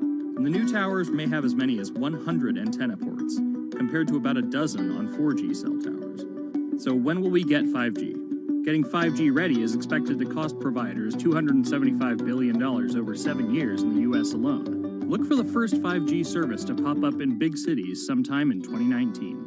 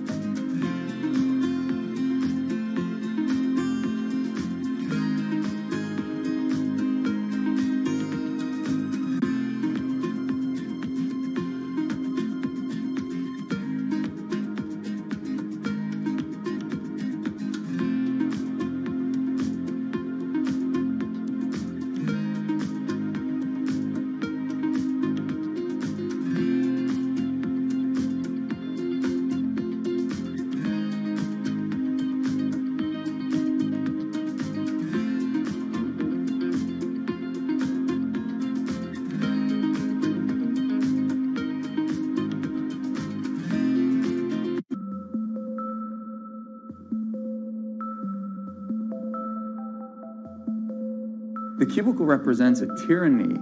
It confines your imagination, your thoughts, into a small physical area. Imagine pretty much every software engineer or finance person being able to, disconnect from their desk and look at holographic monitors on a beach and doing their work from there. That's not going to be science fiction. It's the modern office place. Silicon Valley is all about building the future. A startup called Meta thinks it's getting there first, thanks to a big bet that it's made on augmented reality. How are you? Good, thank you. Welcome to Meta. Thank you. Call it a 360-degree office where you can spatialize your thoughts as part of your workflow for education, architecture, design, engineering, etc. People often mix up augmented reality with virtual reality. VR totally blocks your ability to see or hear the real world. AR overlays holograms onto what you already see. Meta has tried to make its version of the workspace feel familiar. You grab the hologram instead of using a controller or a mouse, and your brain already knows how to do it. In other words, we've designed an operating system that humanity has always known how to use. So you can see this eyeball, which is, by the way, photorealistic. You can see my hand is occluding the eyeball, and now the eyeball is occluding my hand, right? You see those two circles? They get small, and then they turn into this glowing white ball, and then I can move my hand around supernaturally. I can do this with two hands and rotate the thing. I can stretch it. I can throw it back right into the shelving system, and that's all you have to learn to become a modern worker. And to prove this, the employees at Meta have started to get rid of their computer monitors, trading them in for Meta's augmented reality headsets. Mayron thinks that in less than a decade, we'll all be just wearing strips of glass that can project.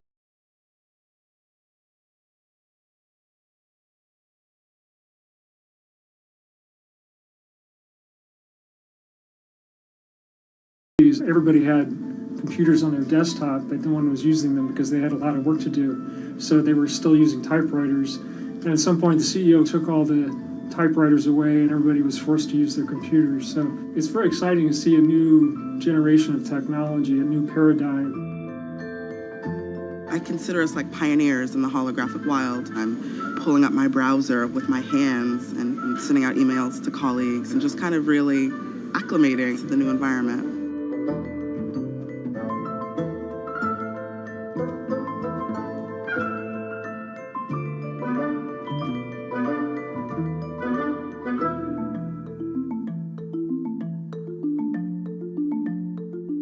Now you're putting on my computer, essentially. Our digital lives live on our phones. We have all of our pictures and notes and all these kinds of things. So, and why don't you write yourself a little sticky note? I like it. And go ahead and just take your fist right over the top of the sticky note and close your fist. And now... Oh, what? Meta's own transition to augmented reality has run into plenty of unexpected problems. And it's still going to be a while before you'll start to see these devices in your office. But I think it's a future worth waiting for. If we could see these holograms between us, we will have been able to share our work with one another more naturally, more efficiently, and more productively than ever before. Humanity will have evolved slightly.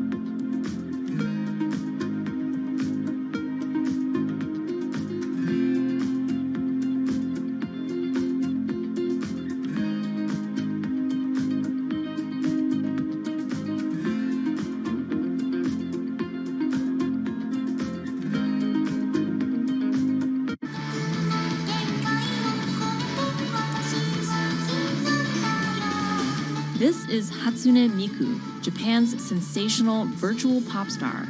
She's released over 100,000 songs in multiple languages and performed sold-out concerts around the world. Her image has appeared in games, on TV, in car races, and is even etched on the side of a Japanese space rocket. I came for Hatsune Miku, Carlos. She's Lady Gaga's favorite digital pop star and opened shows for her in the US 3 years ago. Tens of thousands of fans attended her exhibition and live shows near Tokyo recently. 理想のアイドルっていうと、どの曲でもミクはすごい綺麗に歌ってくれる。他没有缺点啊，没有任何让我们感到不開心的一些新聞。She's everything to everybody. That's probably why she's so popular. Miku's creator, Hiroyuki Ito, and his Sapporo-based company have been developing the virtual diva for over 10 years. 初音ミクとは、キャラクターとしてすごく、YouTube とかで検索すると、たくさんの初音ミクが出てくるんですけども、元々の、初音ミクのその原点は歌声を合成する、ソフトウェアなんです。Both the software and character are named Hatsune Miku, meaning the first sound of the future. Originally based on Yamaha's Vocaloid technology, Miku the software has a sound bank containing voice samples and a huge array of tools.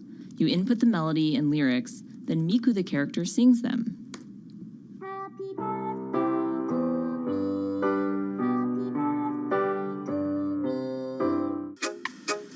To date, Krypton has sold 120,000 software licenses at $200 each to fans around the world who use it to create numerous songs and share them online. Some of the fan-created songs are chosen to be part of Miku's concerts, for which they're paid a royalty fee. もともと初音ミクっていうその、存在自体がそのボトムアップって言いますか、中にはアマチュアクリエイターじゃなくて今もうすでに、プロになって活躍している方もいらっしゃるんですけども。The company also has other revenue streams. It makes money from merchandising, licensing deals, and concert ticket sales. According to the real-life musicians who perform with Hatsune Miku, the virtual pop star is interesting and surprising. 今年で3年ぐらい、ちょうど3年ぐらいやってきて、ライブも数十本、数百本だったので、そういうことが演奏によって起こせるためのそういう器みたいな感じになってきて、初音ミクらしさって僕はあんまりない。初音ミクって何だってありっていうか。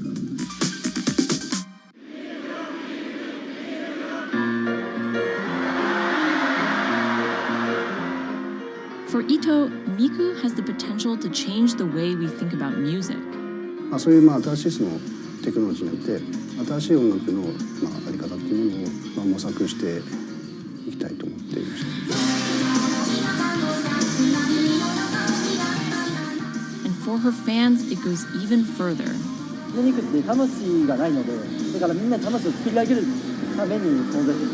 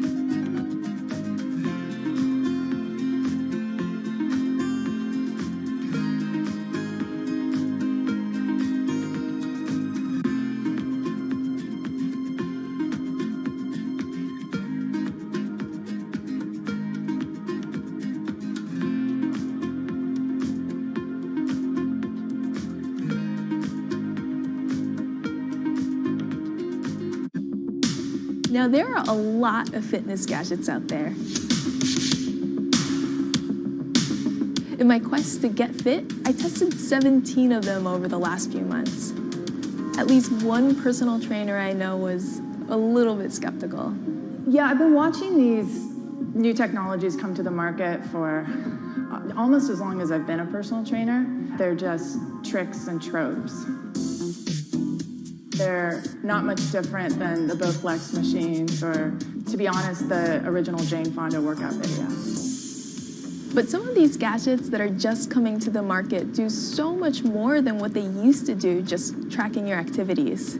Out of all of them, this chest strap was my favorite. It comes with a robot coach that points to the future, one where you might not need a human trainer at all. And it works like this.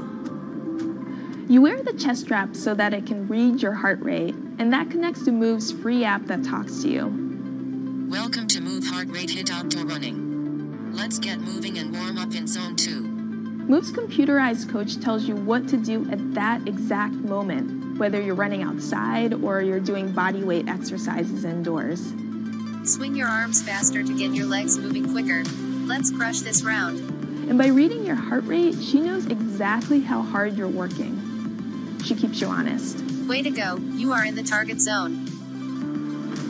Keep pushing, you're almost at the end of the round. Don't give up. I've been running for 7 years now, and my biggest problem is that I never push myself hard enough. I end up going on the same slow, comfortable 30-minute jog, but the Move HR Burn blasted me out of that rut. By the end of these half-hour exercises, I was drenched in sweat in a way that I never am when I work out alone. Training with a real person is great, whether that's your group instructor or your coach or your personal trainer, but humans, they're expensive. For the rest of us, this $60 gadget is all you need.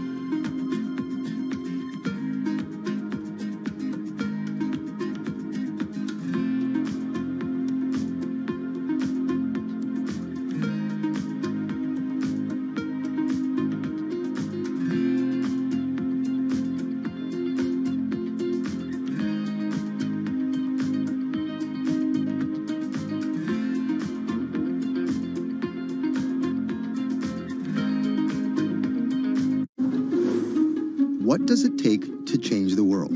A big army? A cure to a pandemic? A revolution? All of these take either a lot of people, thousands of hours, or massive amounts of space. But for Julian Assange, all he needs is one room, an internet connection, and the world will listen. Assange is located here, and more specifically, right here. And from that location, he's posted government secrets, classified documents, and leaked emails from some of the world's most powerful people. And in doing so, has been labeled a hero, a villain, a nihilist, and everything in between. This is how an Australian programmer sequestered in the Ecuadorian embassy in London became one of the most influential and notorious people in the world.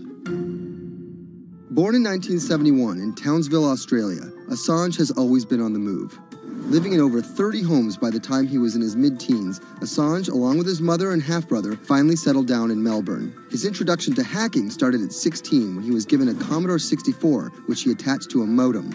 He attended the University of Melbourne, where he studied programming, physics, and mathematics. He never graduated, but that doesn't mean he didn't get an education.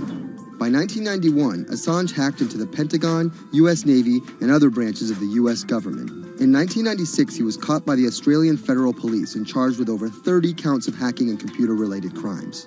He didn't get any jail time, but he was fined $2,100. I think the first taste of what would come later was the hacking that he did as a young programmer, and that really sort of foreshadowed a healthy skepticism of the use and abuse of technology by governments.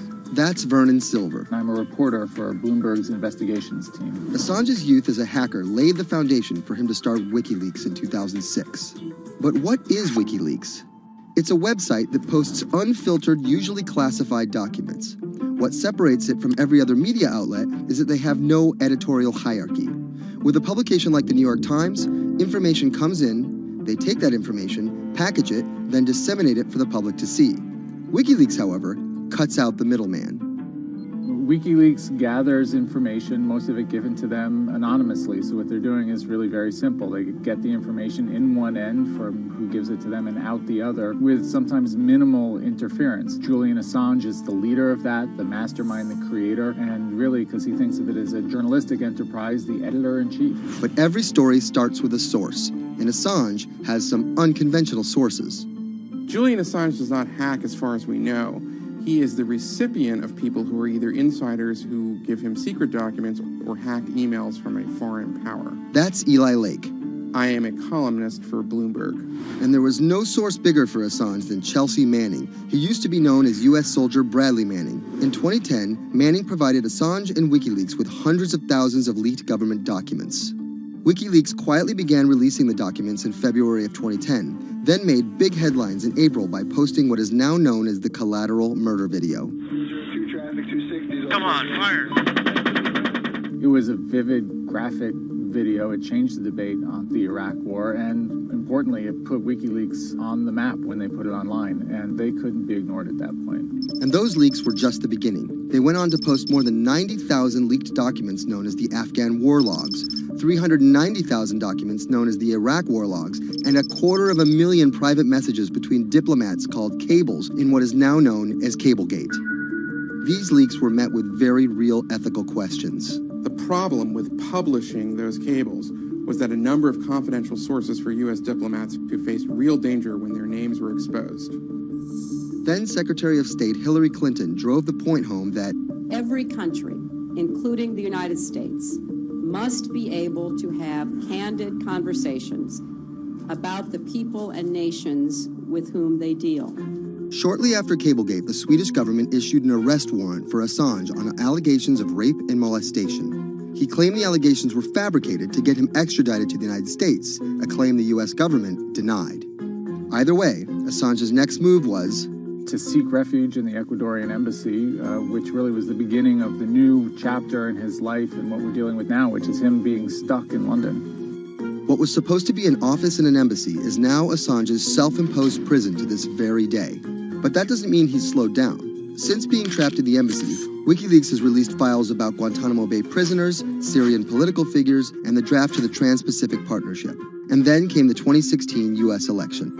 Thousands of leaked emails showed Democratic Party officials possibly plotting against Bernie Sanders in his race against Hillary Clinton. Over the course of 68 days, WikiLeaks released 20,000 confidential Democratic National Committee emails. In terms of the presidential race, if you look right here, when Assange released the first batch of emails, Trump actually takes his first lead against Clinton. I think we've had enough of the Clintons, in all fairness. Once WikiLeaks started exposing secrets of the Democratic Party, Julian Assange became a hero to many on the right. Public opinion kind of flip-flopped. WikiLeaks. From the emails, we now know Hillary Clinton's lost. campaign manager makes risotto, and also how the DNC squashed Bernie Sanders' campaign. One thing we don't know is who gave Assange the stolen emails in the first place. Many leading Democrats say they suspect it was the Russians. They released an analysis from a private cybersecurity firm that had said it was the Russians. But Assange claims our source is not the Russian government, and it is not a state party. So this is where we stand today. The public still doesn't know who provided the emails to WikiLeaks. Meanwhile, Assange is still running WikiLeaks and still releasing documents. In March 2017, he started publishing documents from the CIA's Center for Cyber Intelligence called Vault 7. The CIA, the agency charged with finding and keeping our top secrets, can't keep its own secrets. As long as Assange has a connection to the world, no government secret will be too far from exposure. Julian Assange is still in the embassy. Maybe he'll leave, maybe he won't. Kind of regardless, his work has been done. He's changed the way people think about their governments, about their own secrets, about their own hackability, and really the world has changed because of him.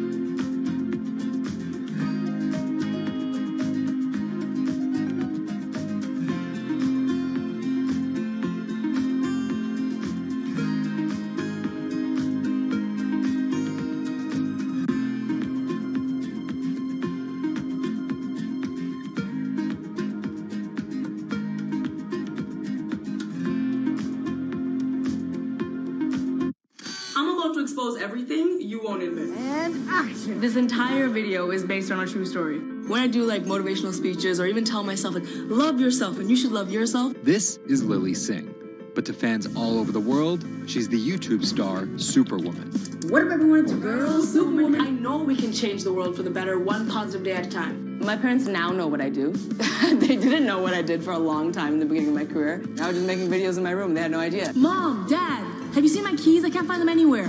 Because you're always on phone. Until someone called them, like a family member from another part of Canada, was like, Canada, is your daughter making videos? And I think my mom was like, I don't know, Lily, are you making videos? Just making videos grew into an entire career. Today, Lily's YouTube channel has some 12 million subscribers, over 2 billion views, and guest stars like Michelle Obama, Dwayne "The Rock" Johnson, and Seth Rogen. I think a lot of young girls are raised to believe that you're going to go to school and then graduate and then get married and then get a job and then have kids.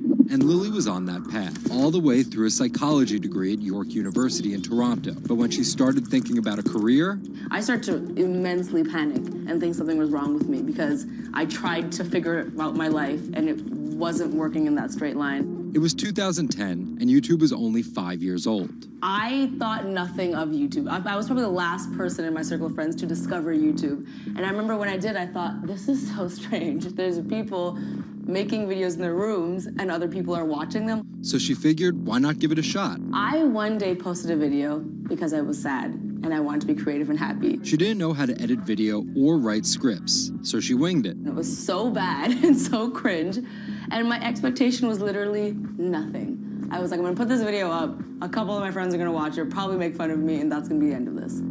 The second and third video came from, wait, 70 people watched my first one, can I get 80 to watch the next one? She kept creating, she kept posting, and the viewers kept coming. Lily had found an audience. A lot of the comments were, oh my God, there's a brown girl on YouTube. More specifically, Indian. Lily's parents immigrated to Canada from India, and Lily was born and raised in Scarborough, near Toronto. My home life was awesome. My parents, even though I portrayed them to be quite strict in my videos. Oh, Lily, wear the rest of your skirt, huh? I teach you like this, walk around like this, showing everything to everyone. They actually aren't like that at all. They're pretty modern and pretty cool. Your dress is short. Don't know what for. And were pretty lenient with me. I mean, I got away with a lot of things. I was a brat. I was a brat. She had a different idea of what she wanted out of life than other kids. In a grade school graduation slideshow, her classmates said they wanted to be lawyers and doctors. And then I came up and I was like, rapper. Making out with your friends, man. But then you say that you hate hoes. I could just feel my parents being like, why? Because that's just not something women really did in the Singh family. I know there was a ton of people that weren't happy about my birth being a female, so I think, and that's some real-ish, but it's a real thing. The best thing I could have done to prove to so many people that didn't want my mom to have a daughter was to become Superwoman. What up, everyone? It's your girl, Superwoman. It was the name of Lily's favorite hip-hop song by Lil Mo featuring Fabulous. I love the song so much because it was one of the only songs at the time that was an empowering female song, where Lil Mo's going on about, like, I will save guys with my superpowers, and I will save girls with my superpowers, and I am Superwoman. I thought, this name that I've had for so long that empowered me when I was younger, I'm gonna make this my screen name. Maybe there should be a new series. Superwoman didn't just burst onto the scene overnight with a viral video. It was a steady climb fueled by hard work. The moment that I thought this is going somewhere and this could be a career was the first time I performed internationally. It was in India. And it was the first time where I was truly across the world and people knew my videos. Singh has transformed herself from a bratty kid to an internet personality to a media mogul. She starred in a feature film, A Trip to Unicorn Island, in 2016. And her book, How to Be a Boss, hit the New York Times bestseller list in 2017 while she was on a 30-city international tour. Lily started out with the goal of getting millions of subscribers and financial security. Hurry the hell up! But after surpassing those goals, success has new meaning. I've really come to terms with the fact that my definition of success is what's the best legacy I can leave behind. And it's not the number of views and the number of subscribers. It is the number of people that can say, this girl changed my life or changed something in my life positively.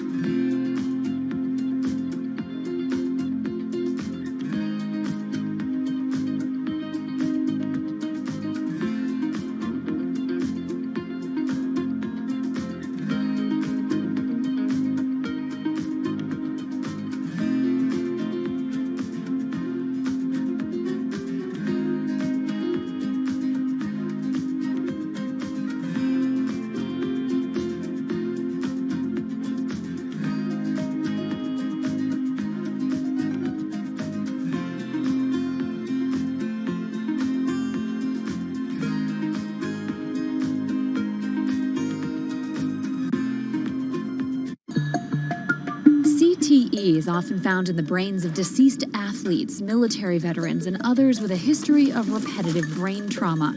Hundreds have donated their brains to the VA Boston University Concussion Legacy Foundation Brain Bank. This is a former NFL player who died in his early 70s, and this is a veteran who also died in his early 70s. Dr. Ann McKee dissects these brains. The hippocampus and the mammillary bodies are very important for memory. I can see that they're slightly affected. McKee recently dissected the brain of former New England Patriots player Aaron Hernandez, who was convicted of murder and later committed suicide. You'll see right away that the brain is showing signs of shrinkage. You can see the crevices in the brain that you can't see in the normal. McKee says Hernandez's severe case of CTE impacted his decision-making, depression, and ability to control rage and aggression. Right now, she thinks we're underestimating how many people have CTE. We were able to distinguish between CTE and controls and CTE and Alzheimer's disease. The next question is, can we do this in the blood, and can we do this in living people? And we aren't there yet with those answers. But the need for a diagnosis in the living is motivating companies such as Quanterix in Lexington, Massachusetts, to work faster on technology that could diagnose concussions and CTE in as few as 30 minutes. Kevin Rosovsky is the CEO. It's like a high-powered microscope. And so by doing that, we can see little biomarkers that you couldn't see before in the blood. Quanterix received a grant from the NFL and just went public. Since then, its stock is up more than 40%. The company sells a machine called Simoa for $175,000 to other biotechs, hospitals, and researchers. And for the first time in history, we're able to see brain health in blood, and that's a major breakthrough, and that's leading to less invasive testing, and we've already been able to see evidence of concussions, and there's the beginning evidence of being able to see the accumulated effect of concussions. Quanterix is also trying to detect Alzheimer's disease, multiple sclerosis, and ALS.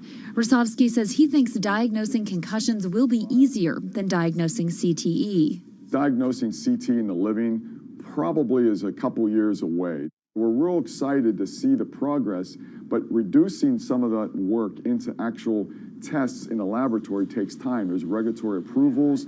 There's a lot of red tape that you have to go through. Also in this race to diagnose CTE in the blood are Athlon Medical and Exosome Sciences. And New York's Mount Sinai Hospital is scanning for the disease in the living. But it's just one step in a series of questions for those with serious head trauma. There's still no cure for CTE. Even if we had a great idea for a treatment, there's no way to test whether it's effective or not. So that's the enormous advance that we'll get if we can develop a biomarker for this disease. In Boston, Ann Mostu, Bloomberg News.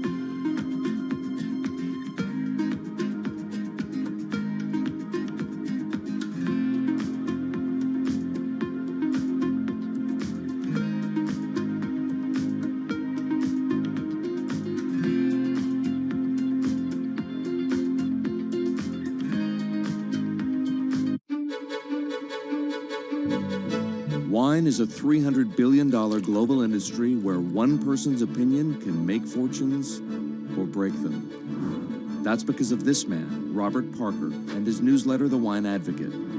For 3 decades, he dominated as the world's most influential wine critic. Now Parker's protege is building an empire of his own. Antonio Galloni runs Venice. Antonio, tell me, what are you trying to build at Venice? Well, at Venice, we started with the idea in 2013 of building a world-class platform. We have a database of about 250,000 professionally written reviews. On Delectable, we have 7 million user reviews. Through Delectable, we also have a partnership with Whole Foods and several other partnerships that we can't announce just yet. And when you put that all together, what we have is something that no other company in our space can even come close to. Do you think of yourself as the next Parker? Not at all. Why? Because Steve Jobs said you can't live your life trying to be somebody else. So he's one of my biggest influences, and I've never wanted to be a replica of somebody else because a replica is never as good as the original. Bob is a genius, fantastic, one of a kind.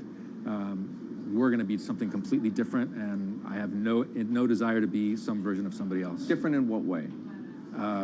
Every decision that I've made at this company is completely anathemic to what Bob did with his company. I want our writers to be partners. All of my senior people are locked into the company.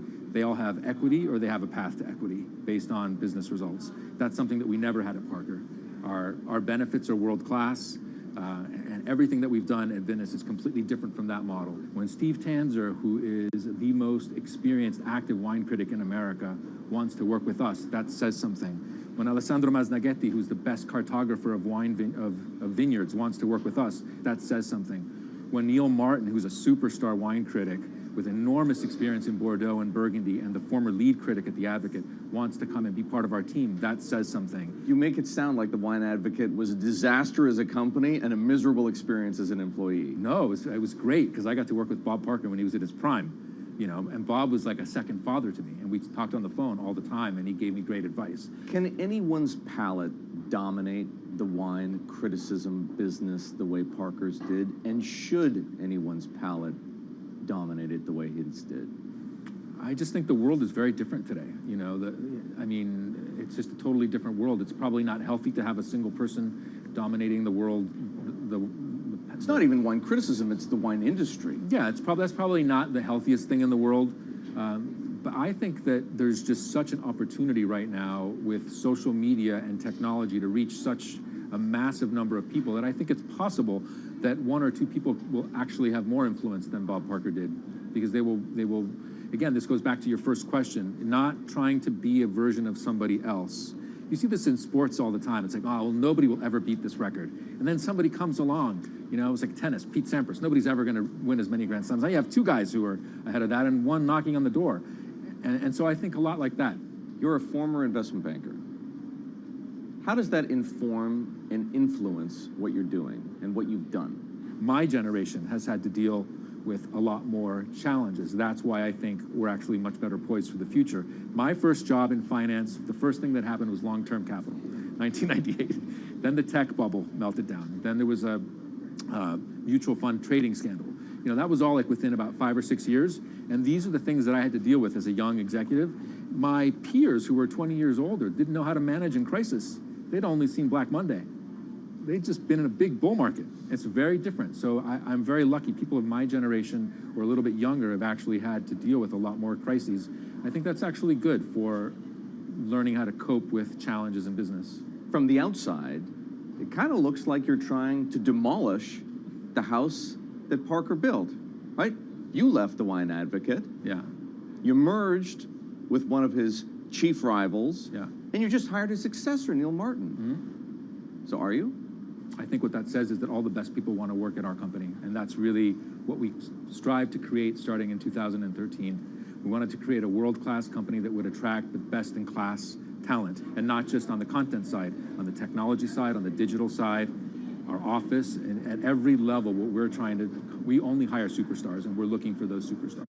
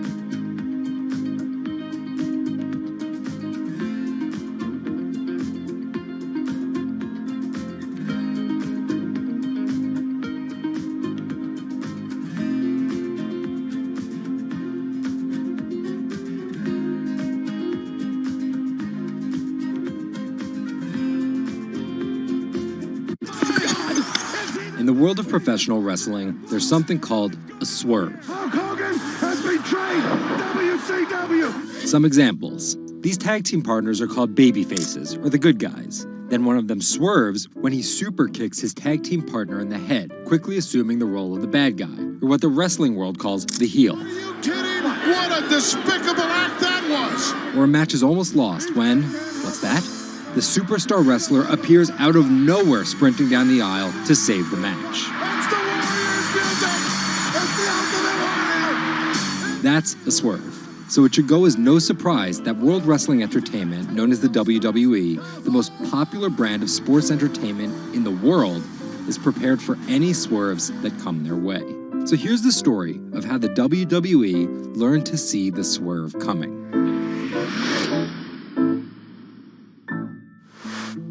So I spoke to Bloomberg reporters Felix Gillette. I'm a writer for Bloomberg News for the global business team. And Kim Basine. And I'm the U.S. luxury reporter at Bloomberg. To find out exactly how the WWE is positioning itself for an all-out global invasion, which starts with a massive change to their lucrative pay-per-view model. WWE basically pioneered the pay-per-view model on cable.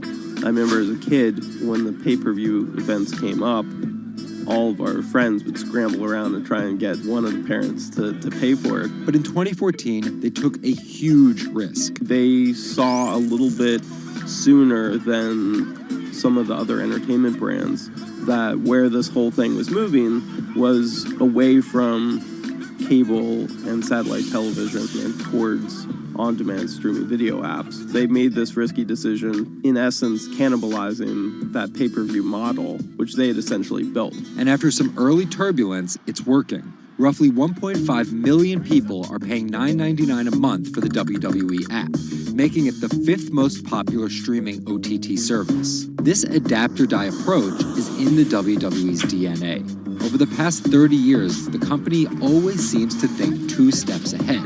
In the early 90s, WWE was at its most threatened when Ted Turner took them on with WCW, which stands for World Championship Wrestling. And back then, the WCW was winning the ratings war. So in order to compete with them, WWE had changed its product from a family-friendly kind of cartoonish style to this really raw. That's why they called their show Raw. It was this raw style of wrestling. With violent, outrageous, reality-inspired plot lines and aggressive personas. From a 16-foot ladder! And they won that fight against Ted Turner. And they bought WCW. The early 2000s ushered in an era of testosterone-driven programming aimed at the red-blooded American male. Bra and panties matches, and people smash each other over their head with like barbed wire bats and things like that. Until 2015, when WWE fans started a hashtag #GiveDivas a Chance. Since then, WWE has hired 40 more female wrestlers, and that growing cast of female characters was part of a much larger plan. They started to try to appeal to a broader set of people. Let's attract more female fans. And after we've attracted more female fans, let's attract more international fans. They're broadening their base, and they're doing that in large part to make it more advertising friendly. And not just friendly to advertisers. They're trying to build up their fan base in China.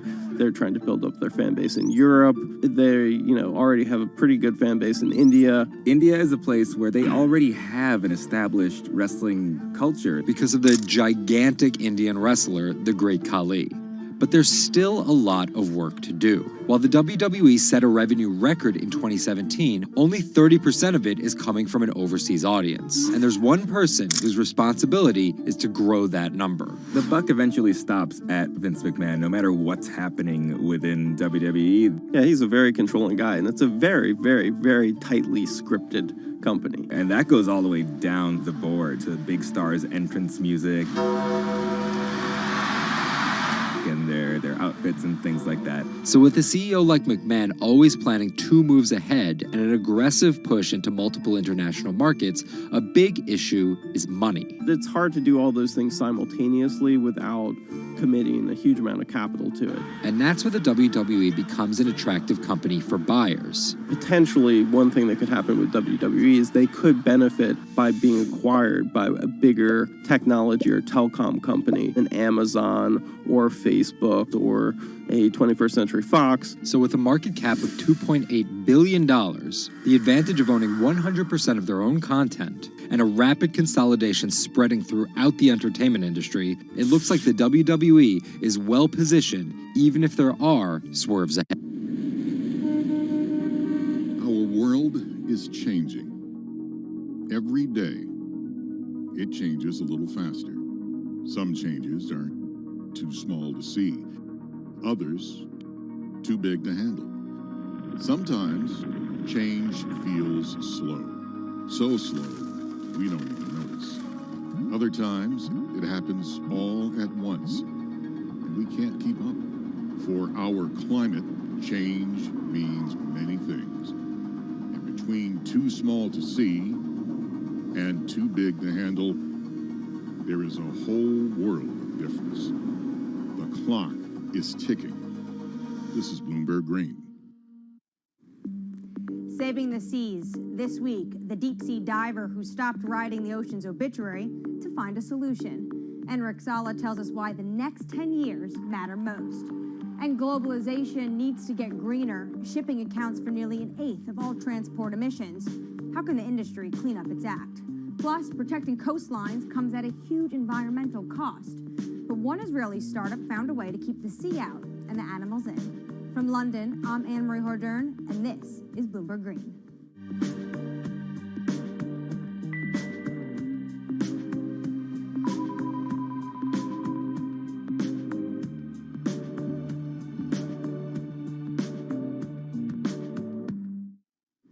After more than a decade of studying the ocean as an academic, Enric Sala realized he was writing the ocean's obituary. He quit his job and became a full-time conservationist. As an in-house explorer for National Geographic, he's clocked more than 5,000 open water dives. He's also founded Pristine Seas, a project that combines exploration, research, and media to lobby countries to protect their oceans. To date, it has helped create marine reserves equivalent to half the size of Canada. I spoke to him about his mission and why it's so urgent. The state of the world's oceans is really bad. We have lost 90% of the large fish in the ocean. Sharks, groupers, cod, tuna. More than half of the fish stocks are overfished, which means that we are taking them out of the water faster than they can reproduce. More than half of the ocean is affected by industrial fishing, and global warming is killing coral reefs all around the world. The ocean is in a trajectory of decline. Can you just visualize for our viewers who never get to see the kind of things you are able to see, what an ocean and healthy ecosystem looks like versus one that's next to a bustling economic and industrialized area? Coral reefs in the United States, in the Florida Keys, are down to only 2% of what they used to be. Before, 80 to 90% of the bottom on a coral reef in the Caribbean was covered by live coral. Now, Florida Keys have only 2%. The average in the Caribbean is about 5% of the bottom covered by live coral. The rest is covered by slime and seaweed. And most of the fish you can see are this big. And it is very, very rare that if you jump into any place in the Caribbean at random, you see a shark. It's very, very rare. Now, let's go to Millennium Atoll, for example. An atoll that is uninhabited and fished south of the equator in the Central Pacific, belongs to the Republic of Kiribati. 2009, we conducted the first underwater expedition to this island, and I still remember the first time. Jumped over the side of the boat, and as soon as the bubbles cleared, I was surrounded by 15 gray reef sharks. After a couple minutes, the sharks decided that we were boring, and they went back to do their thing. And you look down, 90% of the seafloor is covered by thriving coral, and it's full of fish, and a sea turtle comes by. Now, this abundance that we rarely see anywhere except in well-managed marine reserves. This is what the ocean used to be like, and this is what we have learned from going to these pristine places. And you write in your book that you're writing the obituary of ocean life. What's the cure? The cure is doing less harm. Basically, there are three things that we are doing to the ocean. One is we are taking fish out of the water faster than they can reproduce.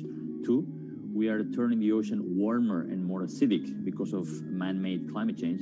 And 3, we are throwing in everything that we don't want, our waste and our plastic. We need basically to reverse these trends. Does this mean that a lot of this falls to governments and their policies? That's a big part of it, because it is governments that regulate fishing and mineral extraction and oil extraction. It is governments that have the legal authority to create large marine reserves in the ocean. But also, local communities have an important role to play, because some of the most successful protected areas in the ocean are community-led and community-managed marine reserves. So when the fish come back, the divers come in. And that creates huge economic opportunities through ecotourism. These areas that are managed by communities are very successful because the communities have a vested interest in having as many fish as possible inside them so they can enjoy the benefits. What from the pandemic has changed your view when it comes to protection of the environment? Nature has given us a very strong signal of how fast it can recover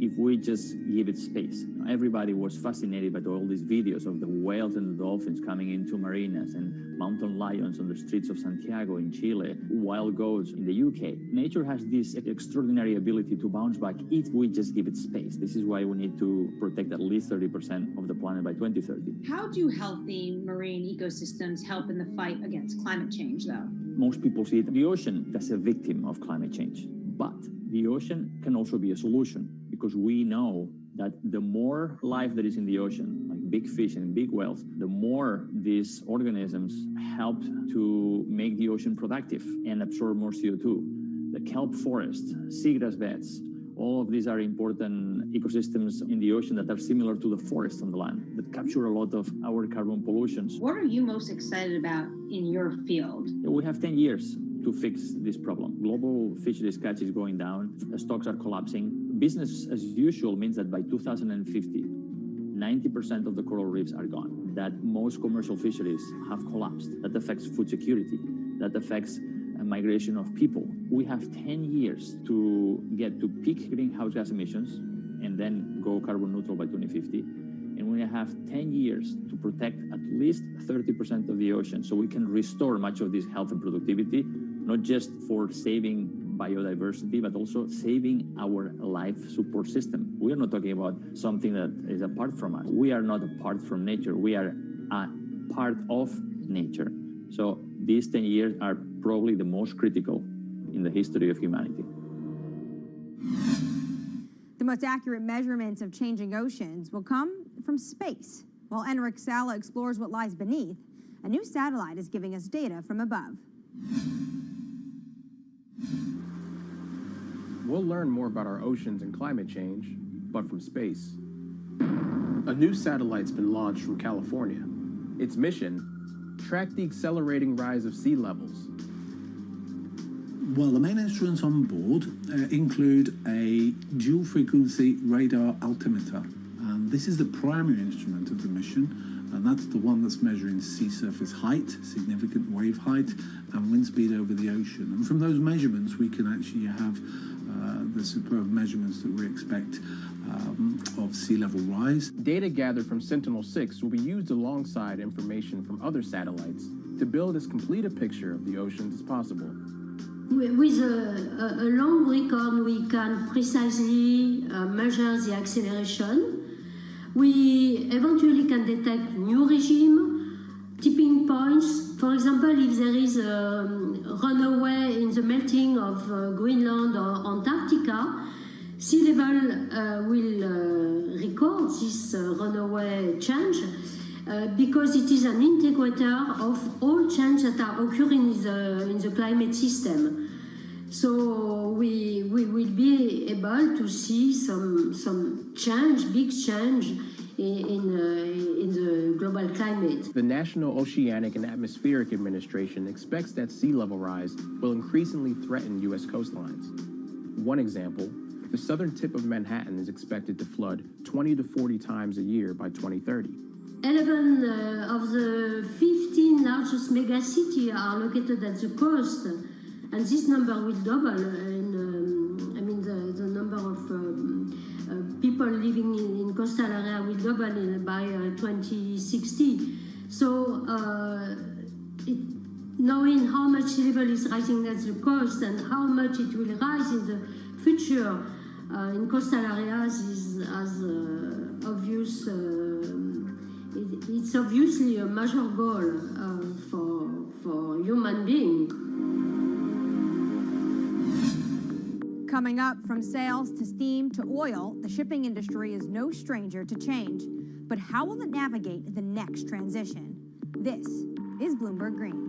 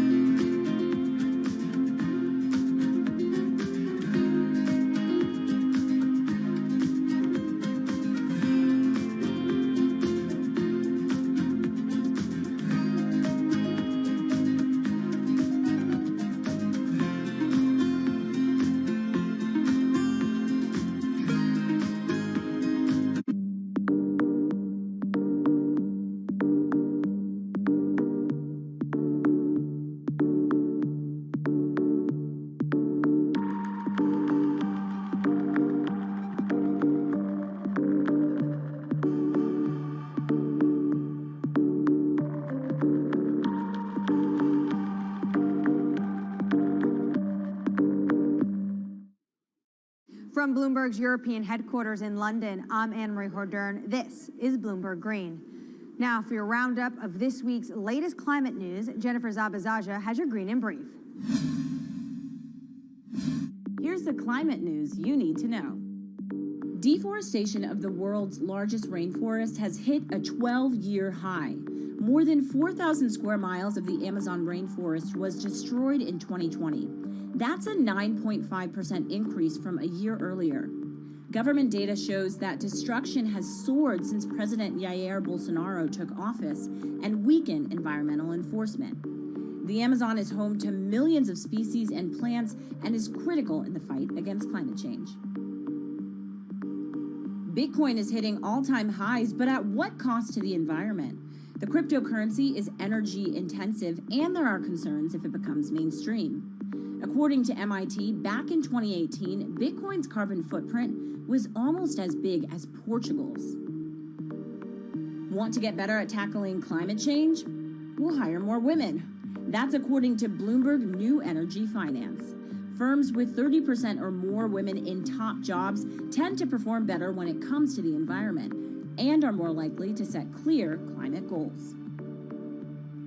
Shopping online is more popular than ever now, but the price of convenience is measured in CO2, and more deliveries means more fuel burned and more packaging wasted. So what can companies do? Well, many are becoming more efficient and sourcing more clean energy for their data centers and warehouses. And England's farmers will be paid to go green after Brexit. As European subsidies are phased out, they'll get new money to encourage them to produce healthy, sustainable food. Poor farming practices are one of the leading drivers of water pollution and the loss of biodiversity. I'm Jennifer Zabazaja in New York. Anne-Marie, back to you. The shipping industry is more than just the grease on the wheels of globalization. It's its chief enabler. 11 billion tons of goods are transported by ship each year, the biggest contributors being 2 billion tons of oil, 1 billion tons of iron ore, and 350 million tons of grain.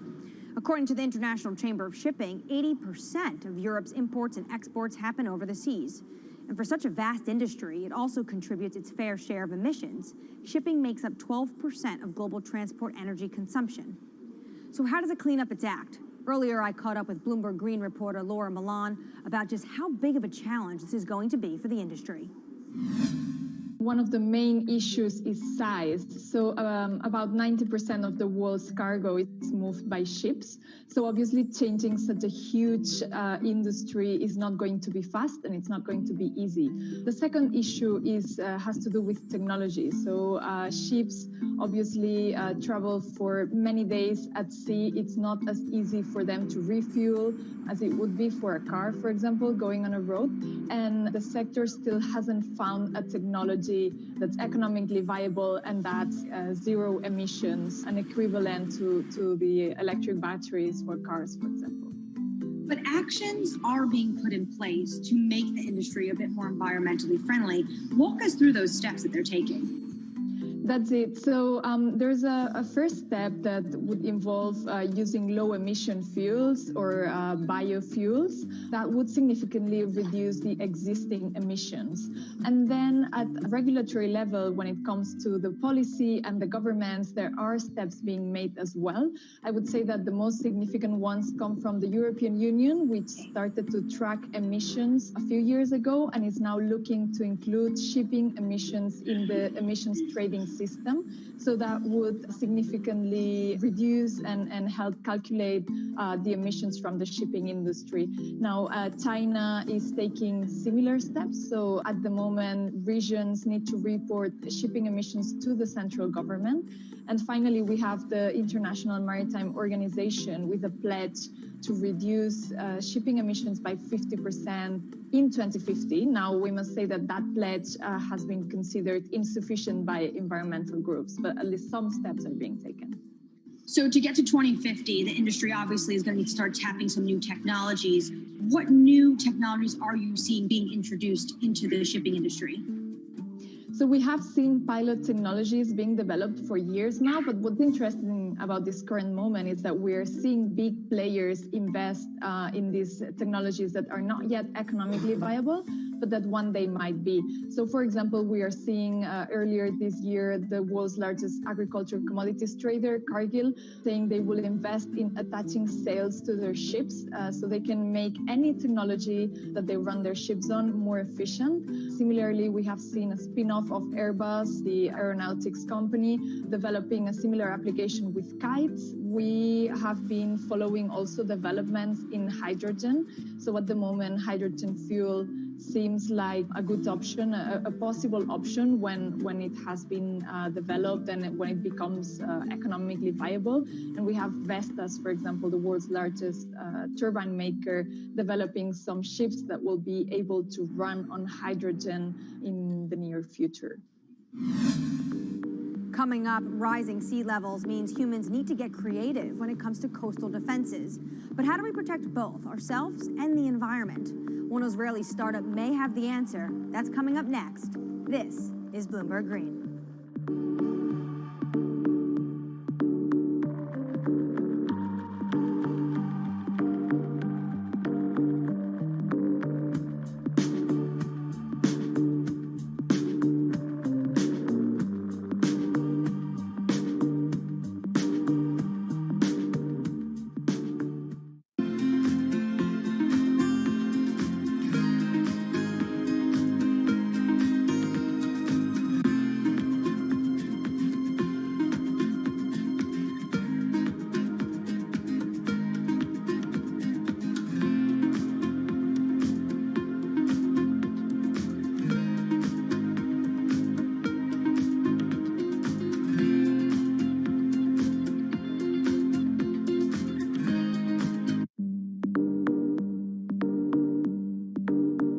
In London, I'm Anne-Marie Hordern. This is Bloomberg Green. After water, what's the resource that humans use the most? It's concrete, 3 tons a year for every person on the planet. And engineers estimate it's used twice as much as all other building materials combined. And it comes with a huge environmental cost. Concrete, not just in cities, it's a common feature on our coastlines too. And that's taking a toll on biodiversity. But one Israeli startup has found a way of making sea defenses stronger and encouraging life to thrive.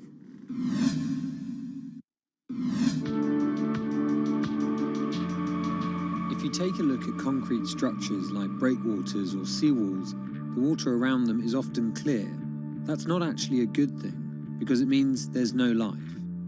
marine species